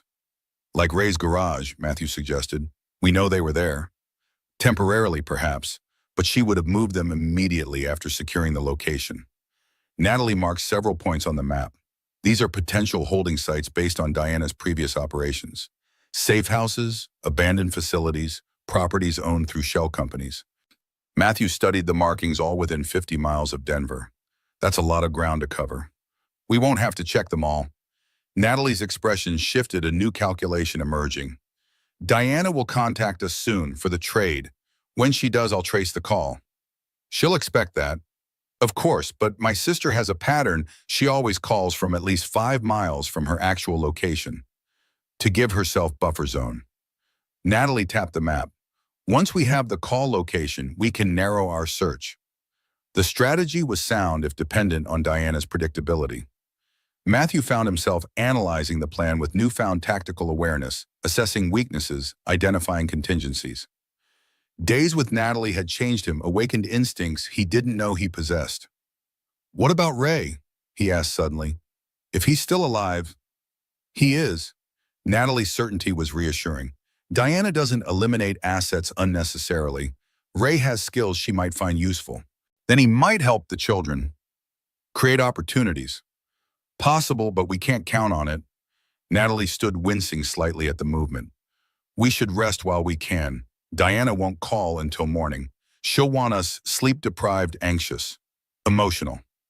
Matthew nodded, military logic overriding personal instinct. Rest, recover, prepare, the mantra of survival. They took turns sleeping 3 hours each, weapons within reach. When dawn broke, Matthew found Natalie already awake, monitoring communications equipment with single-minded focus. Anything, he asked, accepting the energy bar she offered. Not yet. She didn't look up from the displays, but soon. As if summoned by her prediction, a device on the table chirped. Natalie activated it, immediately nodding to Matthew. Showtime. Walker, she answered, voice neutral. Hello, sister. Diana's voice filled the cabin, smooth as silk. Sleep well? Where are the children? No preamble, no emotional hooks. Safe, comfortable. Emma's been asking for you. Diana's tone shifted, became contemplative. She looks more like Dad every day, don't you think? Same stubborn chin. Matthew watched Natalie's jaw tighten, the family reference hitting its mark despite her control. The trade, Natalie replied, refusing the bait. When and where, direct as always. Amusement colored Diana's voice. Tonight, midnight, the old Millbrook Bridge. Natalie's eyes flickered to her tracking equipment. The signal was lock location identified. She nodded to Matthew, confirming their plan was in motion. Terms, she asked, maintaining Diana's attention. Simple. You bring the fail-safe, the complete package, not some clever duplicate. I bring the children. We verify, we exchange, we part ways. And Burns brings his daughter home, lives happily ever after. Diana's voice hardened, assuming full compliance. Matthew leaned forward. Let me speak to Mia. A pause, then rustling sounds. Daddy! Mia's small voice emerged trembling but intact. Relief flooded Matthew's system. Hey, Pumpkin, are you okay? Are they treating you well? I want to come home. The words caught on a sob. Emma says it's going to be okay, but I'm scared. I know, baby. I'm coming for you. Tonight. Matthew fought to keep his voice steady. You stay close to Emma, okay? She'll take care of you until I get there. Oh, okay, Mia sniffled. I love you, Daddy. I love you too, Pumpkin. More than anything. Diana returned to the line. Touching. Now, Natalie, shall we arrange for verification of the failsafe? Standard authentication protocols, Natalie replied. I'll transmit a sample file to prove authenticity. Good. Use the secure drop. 1 hour.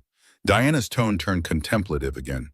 Did you ever tell him the truth, Nat, about Daniel Burns? About what really happened that night on the mountain road? Matthew's stiffened eyes locking with Natalie's. Her expression revealed nothing. This isn't the time for games, Di. No games, just curiosity. Diana's smile was audible. Midnight, Millbrook Bridge. Come alone, both of you. Any sign of your NID friends and the children disappear forever. The line went dead. Natalie immediately checked her tracking equipment, confirming the signal origin. South Denver, she reported. Industrial District. That narrows it down to what, a dozen potential sites? 5, actually. Natalie marked the map, based on signal location and Diana's operational patterns. Matthew studied the markings, mind still caught on Diana's parting words. What did she mean about my father? About what happened that night? Natalie's hesitation spoke volumes. Diana specializes in psychological warfare, sowing doubt, creating friction between allies. That's not an answer. No. She met his gaze directly. It's not. But right now, it's all you get. The children are the priority. The deflection was masterful, appealing to his paternal instincts to override his curiosity. And it worked. Matthew nodded, accepting the temporary evasion. So we checked these 5 locations, he said, returning to the tactical problem. Looking for what exactly? Increased security, recent deliveries, unusual power consumption. Natalie gathered her equipment with practiced efficiency. Diana's thorough, but she's working with limited resources and time. There will be indicators. And if we find them, then we move immediately. Extract the children, secure the failsafe, disappear before Diana realizes we've broken the rules. Matthew processed this, identifying the unspoken element. And if we don't find them before midnight, Natalie's expression hardened. Then we make the trade. As agreed, but we activate the kill switch, first set it to trigger after we've confirmed the children's safety. A backup plan, insurance against betrayal. Exactly what Daniel Burns would have done. They departed the cabin 30 minutes later, navigating back roads toward Denver in a vehicle Natalie had stashed nearby. Matthew's mind cataloged preparations, contingencies, potential failure points. The security guard had become a soldier transformed by necessity and exposure. Their first target was an abandoned warehouse in South Denver's industrial corridor. Natalie parked 2 blocks away, conducting surveillance with high-powered optics. Negative, she concluded after 20 minutes. No security presence, no recent activity. The second location, a foreclosed office building, yielded similar results. Empty, undisturbed, no sign of Diana's operation. At the third site, they found their first indicator, fresh tire tracks leading to a loading dock. Matthew identified them immediately. Tactical vehicles, heavy tread pattern, military grade. Natalie nodded, impressed by his observation. Good eye. And they approached cautiously, using adjacent buildings as cover. The facility, a former data center, showed subtle signs of occupation. Blinds carefully positioned. Security cameras reinstalled. Generator humming quietly behind a service entrance. This is it, Natalie whispered. Diana's holding them here. Matthew studied the building's layout, assessing entry points, security measures. Multiple access routes, minimal external guards. She's relying on obscurity rather than force. Typical Diana, hiding in plain sight. Natalie checked her watch. We have 8 hours until the exchange. Need at least 2 for surveillance, 1 for planning, 1 for position. She glanced at Matthew. That leaves 4 hours to extract the children and disappear. The timeline was tight but feasible. Matthew nodded, settling in for surveillance. Together, they documented guard rotations, identified blind spots, mapped the most likely location for holding prisoners. By hour 3, they had a working plan. By hour 5, they were in position, Matthew covering the north entrance, Natalie the east. Timing was everything. Synchronized watches, coordinated movement. On my mark, Natalie's voice whispered through the comm unit. 3, 2, 1, execute. Matthew moved with newfound confidence, neutralizing the exterior guard with a precise chokehold just as Natalie had taught him. Non-lethal, efficient. The man slumped, unconscious, keys extracted from his belt. Access granted, Matthew slipped inside, advancing through darkened corridors with measured steps. Ahead, voices emerged, 2 men discussing shift changes. He pressed against the wall, waiting for them to pass. Check on the kids, one guard instructed the other. The little one was crying again. Roger that. 3rd floor east wing. Location confirmed. Matthew relayed the intelligence to Natalie through their comm system. She acknowledged with a single click. The extraction plan accelerated. Matthew ascended via service stairs, avoiding cameras with practice movements. 3rd floor, east wing. The children were close. A guard stood outside, a reinforced door rifle slung across his chest. Alert but complacent, the most dangerous combination for an infiltrator. Matthew waited for Natalie's diversion. Right on schedule, alarms blared from the west wing, a small electrical fire carefully contained but disruptive. The guard hesitated, then spoke into his radio. After receiving instructions, he reluctantly left his post to assist with the emergency. Window of opportunity, approximately 3 minutes. Matthew moved quickly, using the stolen keys to unlock the door. It swung open to reveal a converted office space, 2 cots, a small bathroom, children's drawings taped to the wall. Emma sat on the floor beside Mia, reading from a tattered storybook. Both girls looked up at the sound of the door. Mia's eyes widened. "Daddy," she whispered, voice catching. "Shh." Matthew pressed a finger to his lips, crossing the room in 3 strides. "We need to be very quiet, like a game." Emma was already on her feet, gathering essentials with the efficiency of a child who'd done this before. "Is my mom here?" "East entrance," Matthew confirmed. "Waiting for us." Relief washed over Emma's face. The strange adult understanding in her eyes broke Matthew's heart anew. "Ready, pumpkin?" he asked, lifting Mia into his arms. She nodded, clinging to his neck. "Ready, Daddy." With Emma leading and Mia secured, Matthew retraced his path to the service stairs. The diversion continued, shouted orders, running footsteps, all focused away from their escape route. They descended quickly, Emma moving with silent precision, Mia trembling against Matthew's chest. The exit appeared ahead, a service door leading to the loading dock. Freedom just steps away. Leaving so soon. The voice froze Matthew mid-stride. Diana stepped from the shadows, pistol aimed casually at his chest. "I'm disappointed," she continued conversationally, though not surprised. Natalie always breaks the rules when it suits her purpose. Matthew instinctively positioned himself between Diana and the children.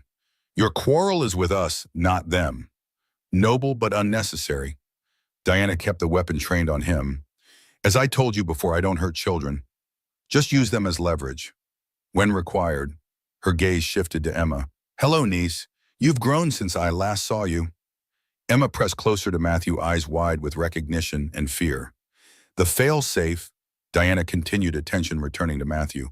"Where is it?" "Safe." His mind raced, calculating odds. Diana stood between them and escape. Natalie was presumably still handling the diversion. The children were vulnerable. "Let the girls go, and I'll tell you." Diana's laugh held genuine amusement. "Bargaining, really?" She gestured with the pistol. "Back upstairs, all of you. We'll wait for my sister together." Matthew's comm unit crackled, Natalie listening, aware of their predicament. A single click. Message received. Help coming. If he could stall for time. "Your sister mentioned something earlier," Matthew said, making no move toward the stairs. "About my father, about what really happened that night." Interest flickered in Diana's eyes. "Did she now?" And did she answer, "No"? "Of course not." Diana's smile was cold. "Natalie prefers her secrets safely buried. Like your father." The implication hung in the air between them. Matthew's chest tightened. "What do you mean?" Ask yourself a simple question, Mr. Burns. Who benefited most from Daniel's death? Who gained control of his research? His fail-safes. Diana tilted her head. Not Cyprus. They spent years searching. No, someone else found his backup files first. Someone close to the investigation. The accusation crystallized in Matthew's mind. You're saying Natalie was first on scene after your father's accident. Diana's emphasis left no doubt about her meaning. Convenient, wouldn't you say? The revelation hit Matthew like a physical blow. Could Natalie have been involved in his father's death?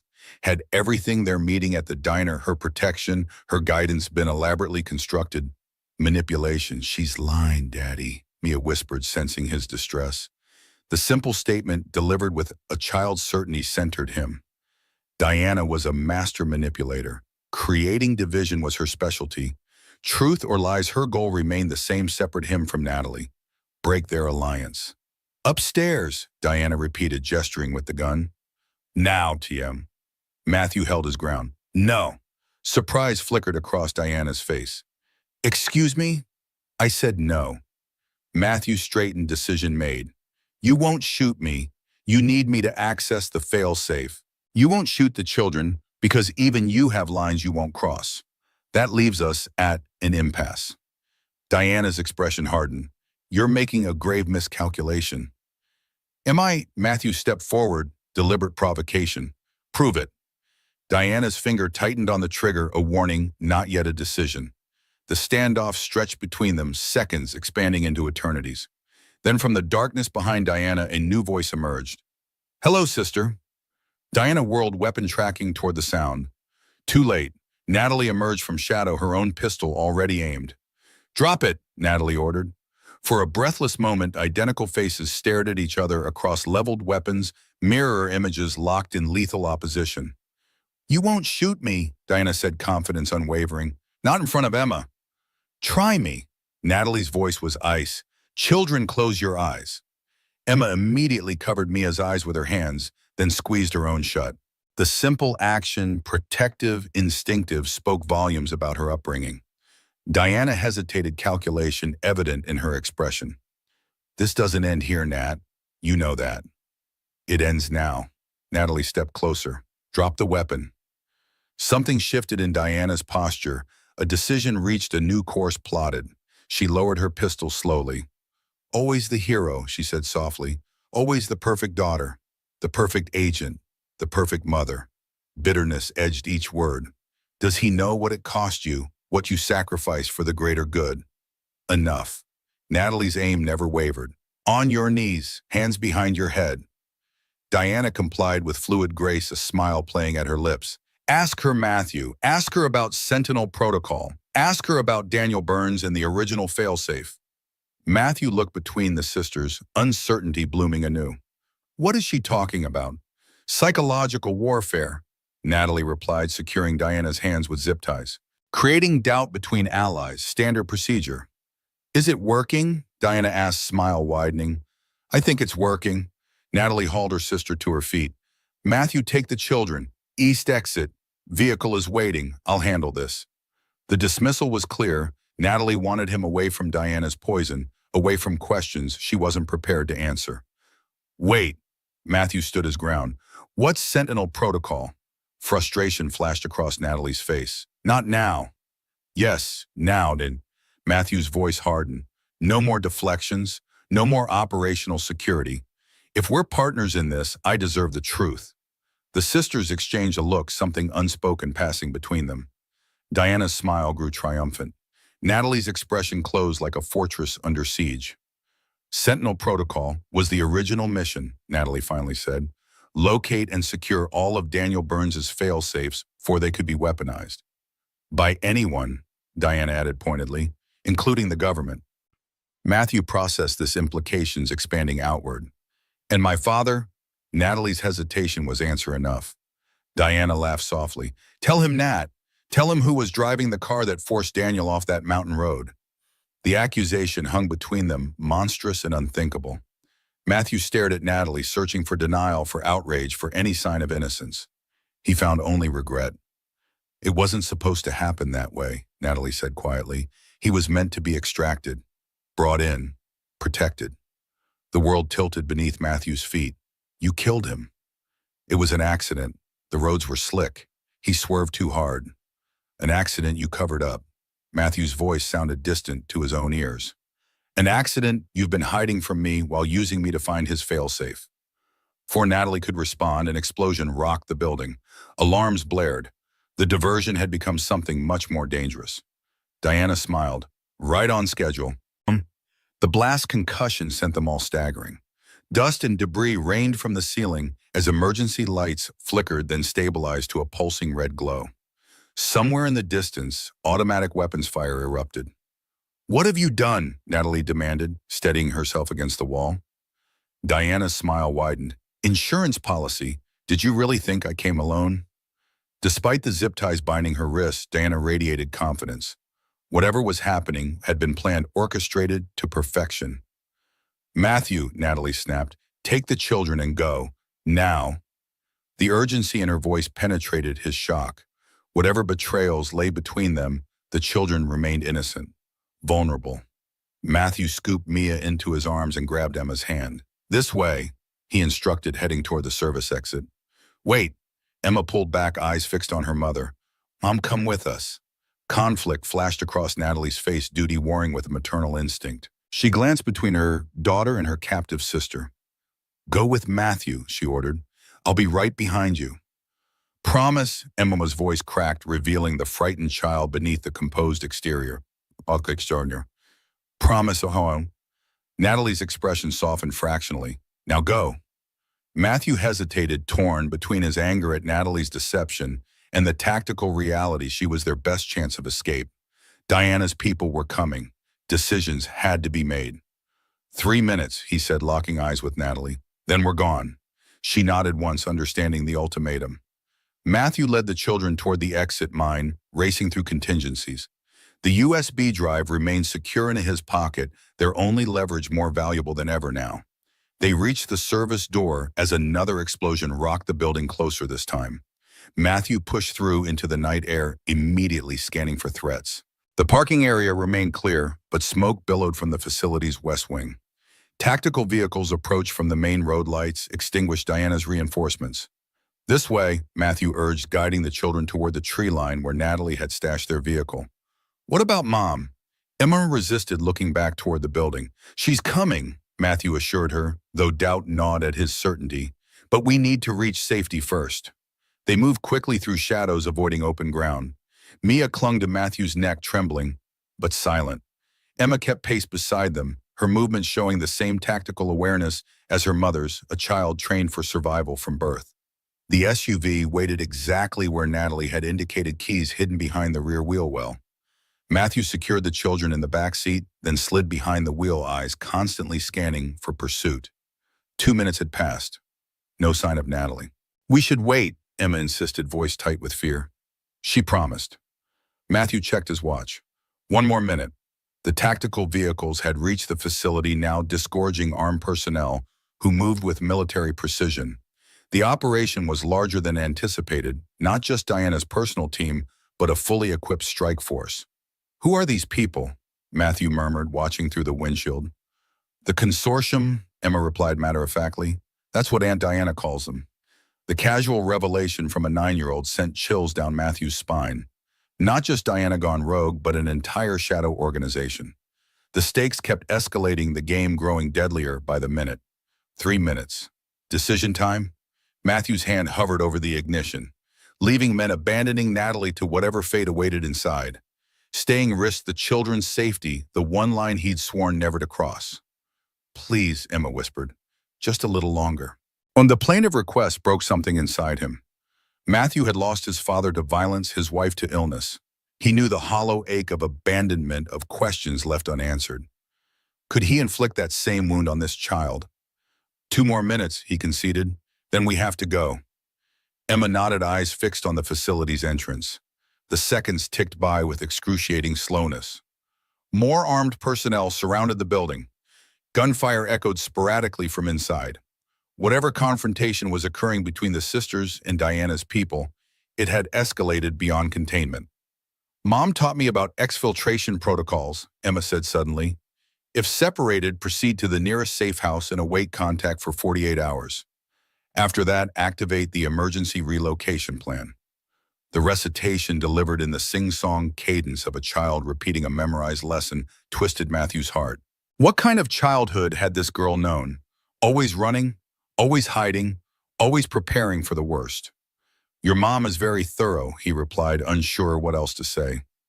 Emma nodded solemnly. She says proper planning prevents poor performance. A soldier's mantra taught to a child. Matthew glanced at Mia, now sleeping against Emma's shoulder. His daughter had known a different life: school plays and birthday parties, bedtime stories and playground adventures. Normal childhood touchstones that Emma had likely never experienced. If they survived this, perhaps that could change. For both girls. Movement at the service entrance caught Matthew's attention. A figure emerged running low and fast toward the tree line. Natalie. But she wasn't alone. Diana ran beside her, wrists still bound but moving with coordinated purpose. The sisters had become temporary allies against a greater threat. Matthew started the engine. There, Emma pointed, relief washing over her features. I knew she'd come. The twins reached the tree line as spotlights swept the facility grounds. Discovery was imminent. Matthew flashed the headlights, once quick signal, then darkness again. Natalie adjusted course immediately, Diana following without hesitation. They reached the vehicle, breathless faces streaked with soot and sweat. Natalie took the passenger seat while Diana slid into the back beside the children. Go, Natalie ordered. Northwest, mountain roads. Matthew complied without question, tactical necessity overriding personal feelings. They'd sort through betrayals later. For now, survival took priority. The SUV accelerated away from the facility, lights still extinguished, until they reached the main road. Behind them, the operation continued to unfold, systematic, professional, frightening in its scope. The consortium, Matthew said, eyes on the road. Emma mentioned them. Natalie shot a look at her daughter, then sighed. Private Intelligence Collective. Former agents, military contractors, corporate interests. Diana's been working with them for years. Not with them, Diana corrected from the back seat. For them, there's a difference. Semantics, Natalie muttered. Matthew processed this new information, fitting it into the expanding puzzle. And they want Project Blackout, the weaponized version. Among other things, Natalie checked the side mirror, scanning for pursuit. The consortium specializes in destabilization, creating power vacuums, then selling solutions to the highest bidder. Effective business model, Diana commented, shifting to accommodate Emma, who had pressed against her despite the bound wrists. The girl's instinctive trust in her aunt, despite everything, spoke volumes about complicated family dynamics. Why did you help her escape? Matthew asked Natalie, the obvious question hanging between them. Tactical necessity, she replied without hesitation. The consortium would have extracted everything she knows, then eliminated her. Diana's many things, but she's still family, Emma finished quietly. Silence fell over the vehicle, heavy with unspoken truths and tangled loyalties. Matthew focused on driving, putting distance between them and pursuers while processing Diana's accusation. Natalie had been involved in his father's death. An accident, she claimed, but covered up, hidden, manipulated to serve agency objectives. How much of their entire interaction had been calculated? Their meeting at the diner, had that truly been coincidence or carefully orchestrated theater? The protection she'd offered genuine concern or merely securing an asset? You're thinking too loudly, Natalie observed, breaking the silence. Ask what you need to ask. Matthew glanced in the rearview mirror at the children. Mia still slept, exhaustion overriding fear. Emma watched the adults with wary attention, absorbing every word, every nuance. Not now, he replied. Later. Natalie nodded, accepting the postponement. Head toward Pike National Forest. I have a secure location there. Another safe house. Something like that. She checked her phone, frowning at the display. No signal. They're jamming communications. Standard protocol, Diana added. They'll have satellite tracking on this vehicle soon. Heat signatures, movement patterns. I'm aware, Natalie replied tersely. We need to switch transportation. Matthew considered their options. Ray's garage, if he's still alive. He is, Diana interrupted. Sedated but unharmed. The consortium has no quarrel with him. The casual confirmation of Ray's survival released a tension Matthew hadn't realized he was carrying. One less death on his conscience. One less friend lost to this expanding conflict. The garage is too obvious, Natalie decided. They'll have it under surveillance. The bus station, Matthew suggested. Maintenance yard. Ray has connections there. Emergency vehicles, service access. Natalie considered this, then nodded. Good thinking. Head there. They drove in tense silence, each lost in private calculations. The city's outskirts gave way to industrial zones, then the sprawling transportation hub that served Denver's commuter population. Matthew navigated to the maintenance entrance, relieved to find it minimally secured, a single guard booth with a sleepy attendant. Natalie handled the conversation, presenting credentials that granted them immediate access. The maintenance yard stretched before them, buses in various states of repair, service vehicles, employee cars. There, Matthew pointed to a maintenance truck with Denver Water Department markings. Utility vehicles have access everywhere. Minimal checkpoints. Natalie nodded approval. Well reasoned. They parked the SUV between larger vehicles, concealing it from casual observation. The transfer to the maintenance truck happened quickly. Children first, then the adults. Diana remained cooperative, a model prisoner who hadn't yet revealed her endgame. That worried Matthew more than active resistance would have. With the children secure in the truck's extended cab, Natalie finally addressed her sister directly. The zip ties stay on, Diana shrugged. For now. The casual confidence sent warning signals through Matthew's tactical assessment. Diana had a plan, something they weren't seeing.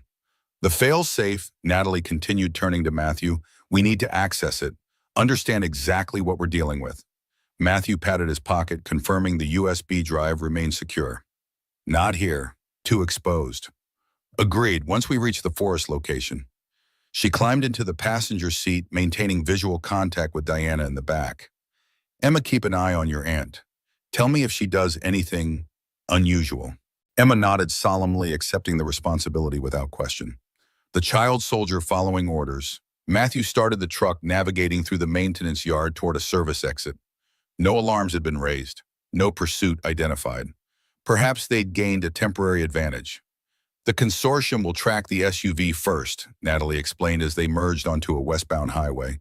That gives us perhaps an hour before they expand the search parameters. And then, Matthew kept his eyes on the road, voice deliberately neutral. Then we implement the contingency protocol.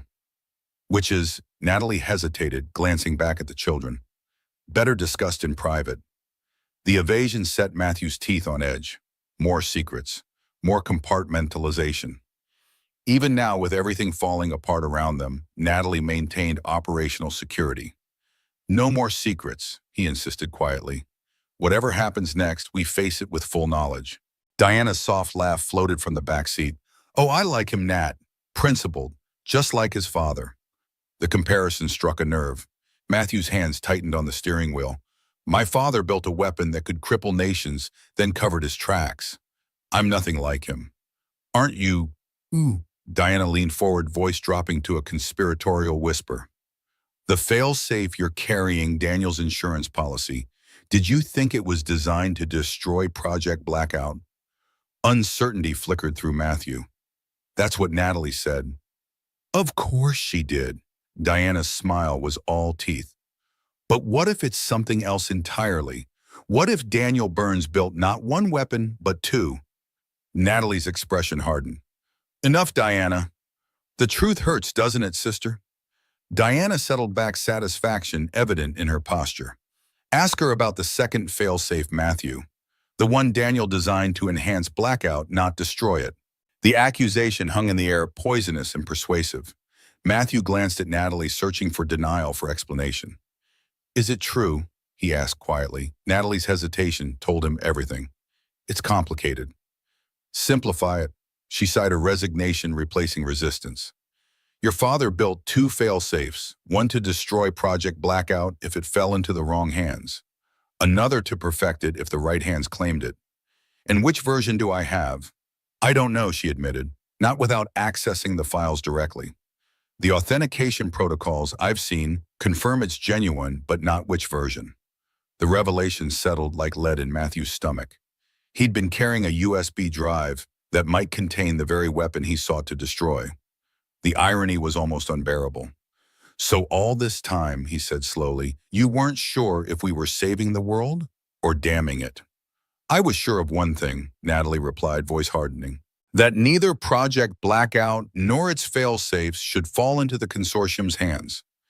Everything else was secondary, including us, Matthew nodded toward the children, including them. They were never supposed to be involved. Genuine regret colored her tone.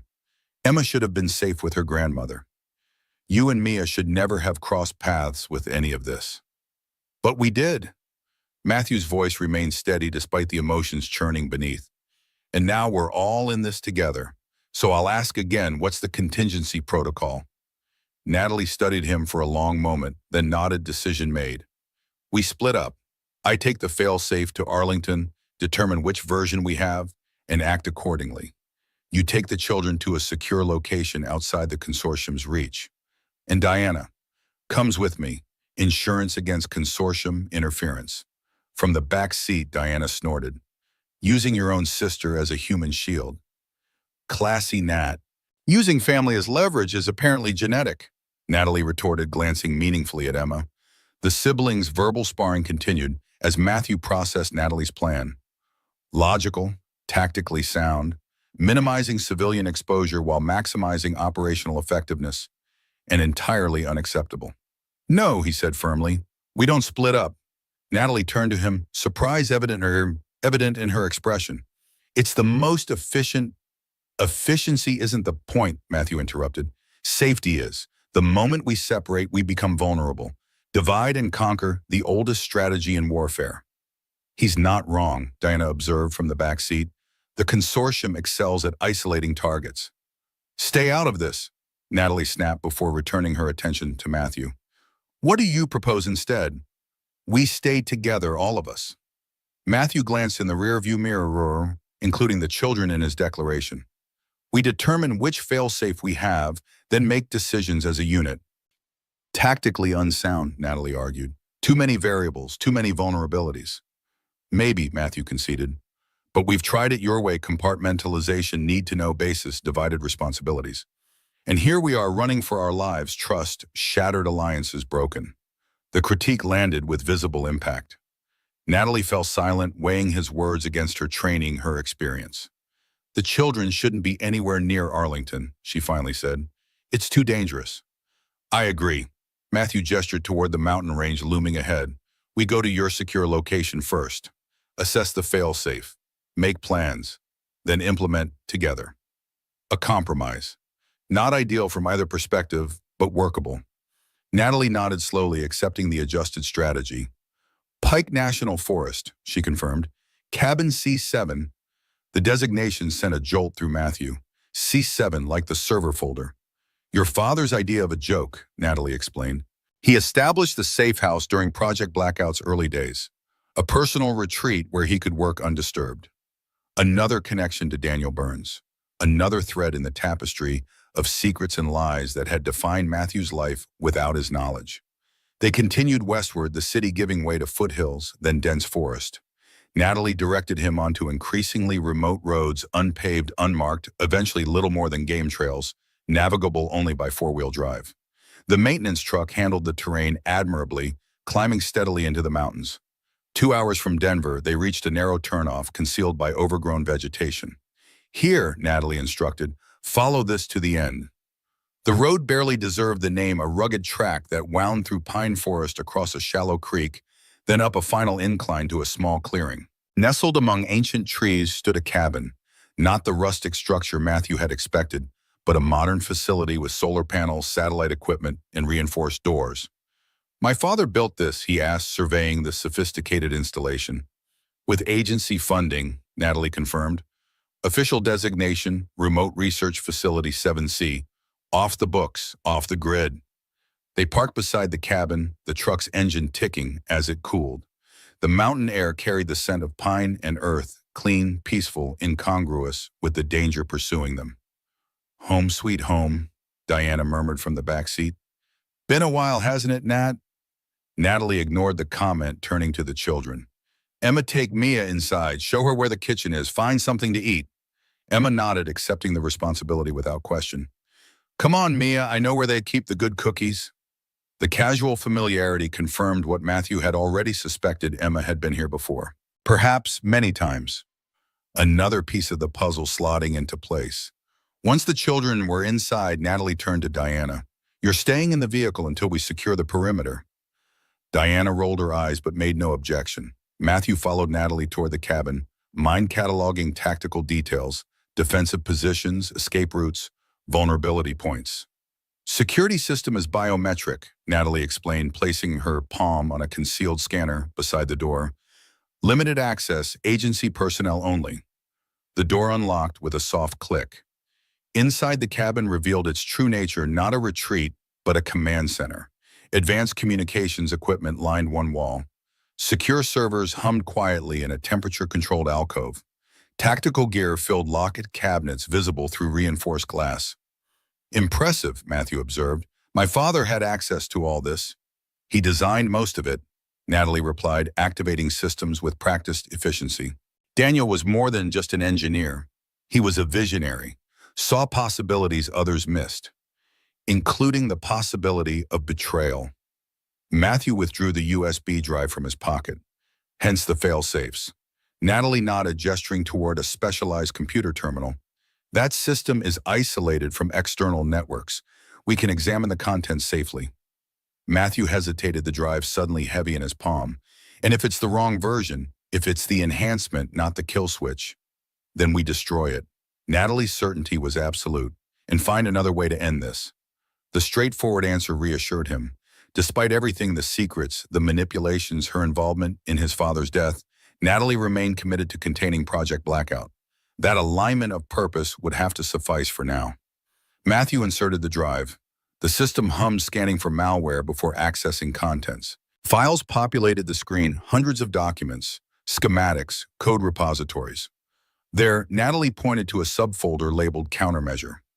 That would contain the kill switch if this is the destruction failsafe. Matthew opened the folder. Inside lay a single file, Blackout Terminus.exe. The kill switch, just as his father had promised. Relief washed through him, so powerful his knees nearly buckled. It's the right one. The destruction failsafe. Natalie leaned closer, examining the code with expert assessment. Yes, Daniel's work definitely. Elegant solution. Once uploaded to Cypress Arms network, it would propagate through Project Blackout's architecture, corrupting key protocols, rendering the system permanently inert. So we have leverage, Matthew confirmed. Real leverage. More than that, Natalie straightened, decision crystallizing in her expression. We have the means to end this. Permanently. Outside, gravel crunched beneath tires. Diana, still secured in the truck, watched through the window as a black SUV pulled into the clearing. Government plates. Tactical team emerging with military precision. Inside the cabin, alarms blared. Perimeter breach. Natalie moved instantly, drawing her weapon. NID, she explained, recognizing the tactical formation. My people. Your people. Matthew tensed, suspicion flaring. Did you call them? No. Confusion creased her brow. Communications have been jammed since the facility. Understanding dawned simultaneously. They turned toward the window, watching as an agent approached the truck, speaking to Diana through the open window. She had a beacon, Natalie realized. Concealed transmitter, activated when the jamming stopped. Outside, Diana was being released from her restraints. She stepped from the vehicle, stretching casually before gesturing toward the cabin. This was her plan all along, Matthew said. Let us find the failsafe, lead her people to it, then take control. Not her people, Natalie corrected grimly. Mine, or they were. She activated a security panel, initiating lockdown protocols. Metal shutters descended over windows. Reinforced barriers sealed entry points. The children, Matthew remembered suddenly. Where are they? Secure level below. Natalie moved toward a concealed door. This way. The tactical team outside had surrounded the cabin, taking standard breach positions. Their movements suggested professional restraint rather than aggression, containing the situation, not escalating it. Matthew followed Natalie through the hidden doorway, descending a narrow staircase to a lower level. The space below mirrored the cabin's efficiency, sleeping quarters, supplies, communications backup. Emma and Mia sat at a small table sharing cookies and milk, with the innocent normalcy of children momentarily sheltered from adult complexities. Mom, Emma looked up, instantly alert to her mother's tension. What's happening? Nothing to worry about, Natalie assured her, the lie smooth and practiced. Just some colleagues arriving. Emma's expression showed she wasn't fooled. Aunt Diana called them, didn't she? The perceptiveness of this child, her immediate grasp of betrayal, of tactical shifts, broke Matthew's heart anew. No 9-year-old should understand treachery so intimately. Yes, Natalie admitted, but we're safe here. The facility is secure. A voice crackled through the cabin's communication system, male, authoritative, familiar to Natalie based on her reaction. Agent Walker, this is Director Hargrove. Stand down and prepare for extraction. Natalie's expression hardened. Hargrove, I might have known. You know him? Matthew asked. My superior, Diana's former handler. Natalie's laugh held no humor. And apparently the consortium's inside man at NID. The betrayal expanded outward layers upon layers. Not just Diana gone rogue, but corruption at the highest levels of Natalie's agency. The game board had reshuffled entirely. Agent Walker, Hargrove continued, your sister has provided valuable intelligence. We know you have the failsafe. Surrender it now and all charges against you will be dismissed. Charges, Matthew raised an eyebrow. Treason most likely, Natalie replied matter-of-factly. Standard procedure when an operative knows too much. The calm assessment chilled Matthew to the bone. Natalie had anticipated this betrayal, had perhaps been expecting it from the beginning. What's the play? He asked, shifting into tactical mode. They have us surrounded. Not entirely. Natalie moved to a supply cabinet, retrieving tactical gear. This facility has features even the agency doesn't know about. Daniel built in a contingency. Of course he had. Matthew's father, the eternal planner, preparing for every eventuality. What kind of contingency underground access tunnel leads to a helicopter pad half a mile away? Natalie handed him body armor. Emergency extraction protocol. Outside, Hargrove's patience was wearing thin. You have 5 minutes to surrender peacefully, Agent Walker. After that, we breach. Natalie ignored the ultimatum, focusing on preparations. The children go first. Then you with the failsafe. I'll cover the rear. Matthew accepted the tactical vest, the weapon, the night vision equipment. Security guard to soldier, civilian to operative. The transformation was nearly complete. And if they catch us in the tunnel, he asked, checking the magazine. They won't. Natalie's certainty was absolute. Daniel designed it specifically to evade agency tracking, electromagnetic shielding, thermal dampening. We'll be ghosts. Once we reach the helicopter, then what? Where do we go? Arlington. Natalie's expression hardened with resolve. We end this. Upload the kill switch directly to Cypress Arms network. Destroy Project Blackout permanently. The plan was audacious, borderline suicidal, breaking into one of the most secure facilities in the country while being hunted by both the consortium and corrupted government forces. Yet the alternative, running forever, always looking over their shoulders, was unacceptable, especially for the children. Arlington, Matthew agreed. We end this. Natalie nodded, partnership reestablished despite the betrayals between them. They would confront those truths later, the deceptions, the manipulations, her role in his father's death. For now, tactical necessity demanded cooperation. Emma, Natalie called. Operation Foxhole, remember the protocol? Emma nodded solemnly, already gathering essentials. Small pack, essential items only. Move quick, stay quiet. Again, the child soldier responding to commands. Matthew knelt beside Mia, helping her prepare with gentler guidance. We're going on another adventure, Pumpkin, he explained, keeping his voice steady. A secret tunnel like in your storybooks. Mia nodded, eyes wide but trusting. Will the bad people find us? No, Matthew promised. We're going to be invisible, like magic. Above, the tactical team had begun testing defenses, probing electronic locks, scanning for structural weaknesses. The cabin's security would hold for now, but not indefinitely. 2 minutes, Natalie announced. Final preparations. Matthew secured the USB drive in a specialized container designed to withstand extreme conditions.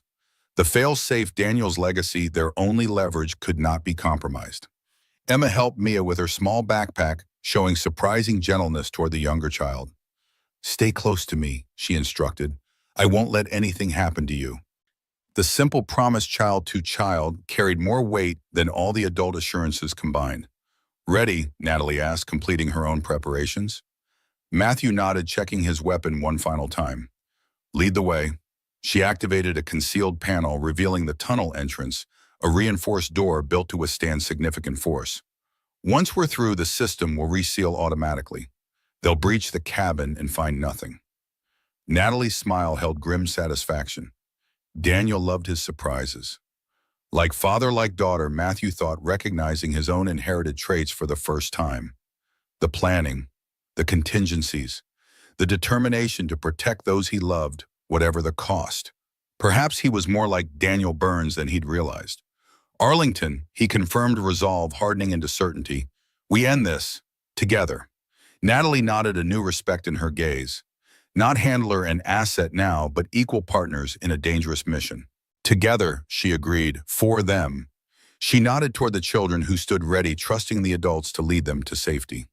The tunnel door opened with a hydraulic hiss. Beyond lay darkness, uncertainty, danger, but also purpose, direction. The path forward, however treacherous. Matthew took Mia's hand in his right, gripped his weapon with his left. Soldier and father, protector and avenger. They stepped into the tunnel as breach charges detonated above the cabin's final defenses, giving way. But they were already ghosts, vanishing into Daniel Burns' last secret, a path of his making, leading toward destiny of their creation. Behind them, the tunnel sealed seamlessly, erasing all evidence of their passage. Ahead lay Arlington Project Blackout and the confrontation that would determine not just their fate, but potentially the world's. The hunt had become a mission. The mission? A crusade. And Matthew Burns, once an ordinary security guard, had become its unlikeliest champion.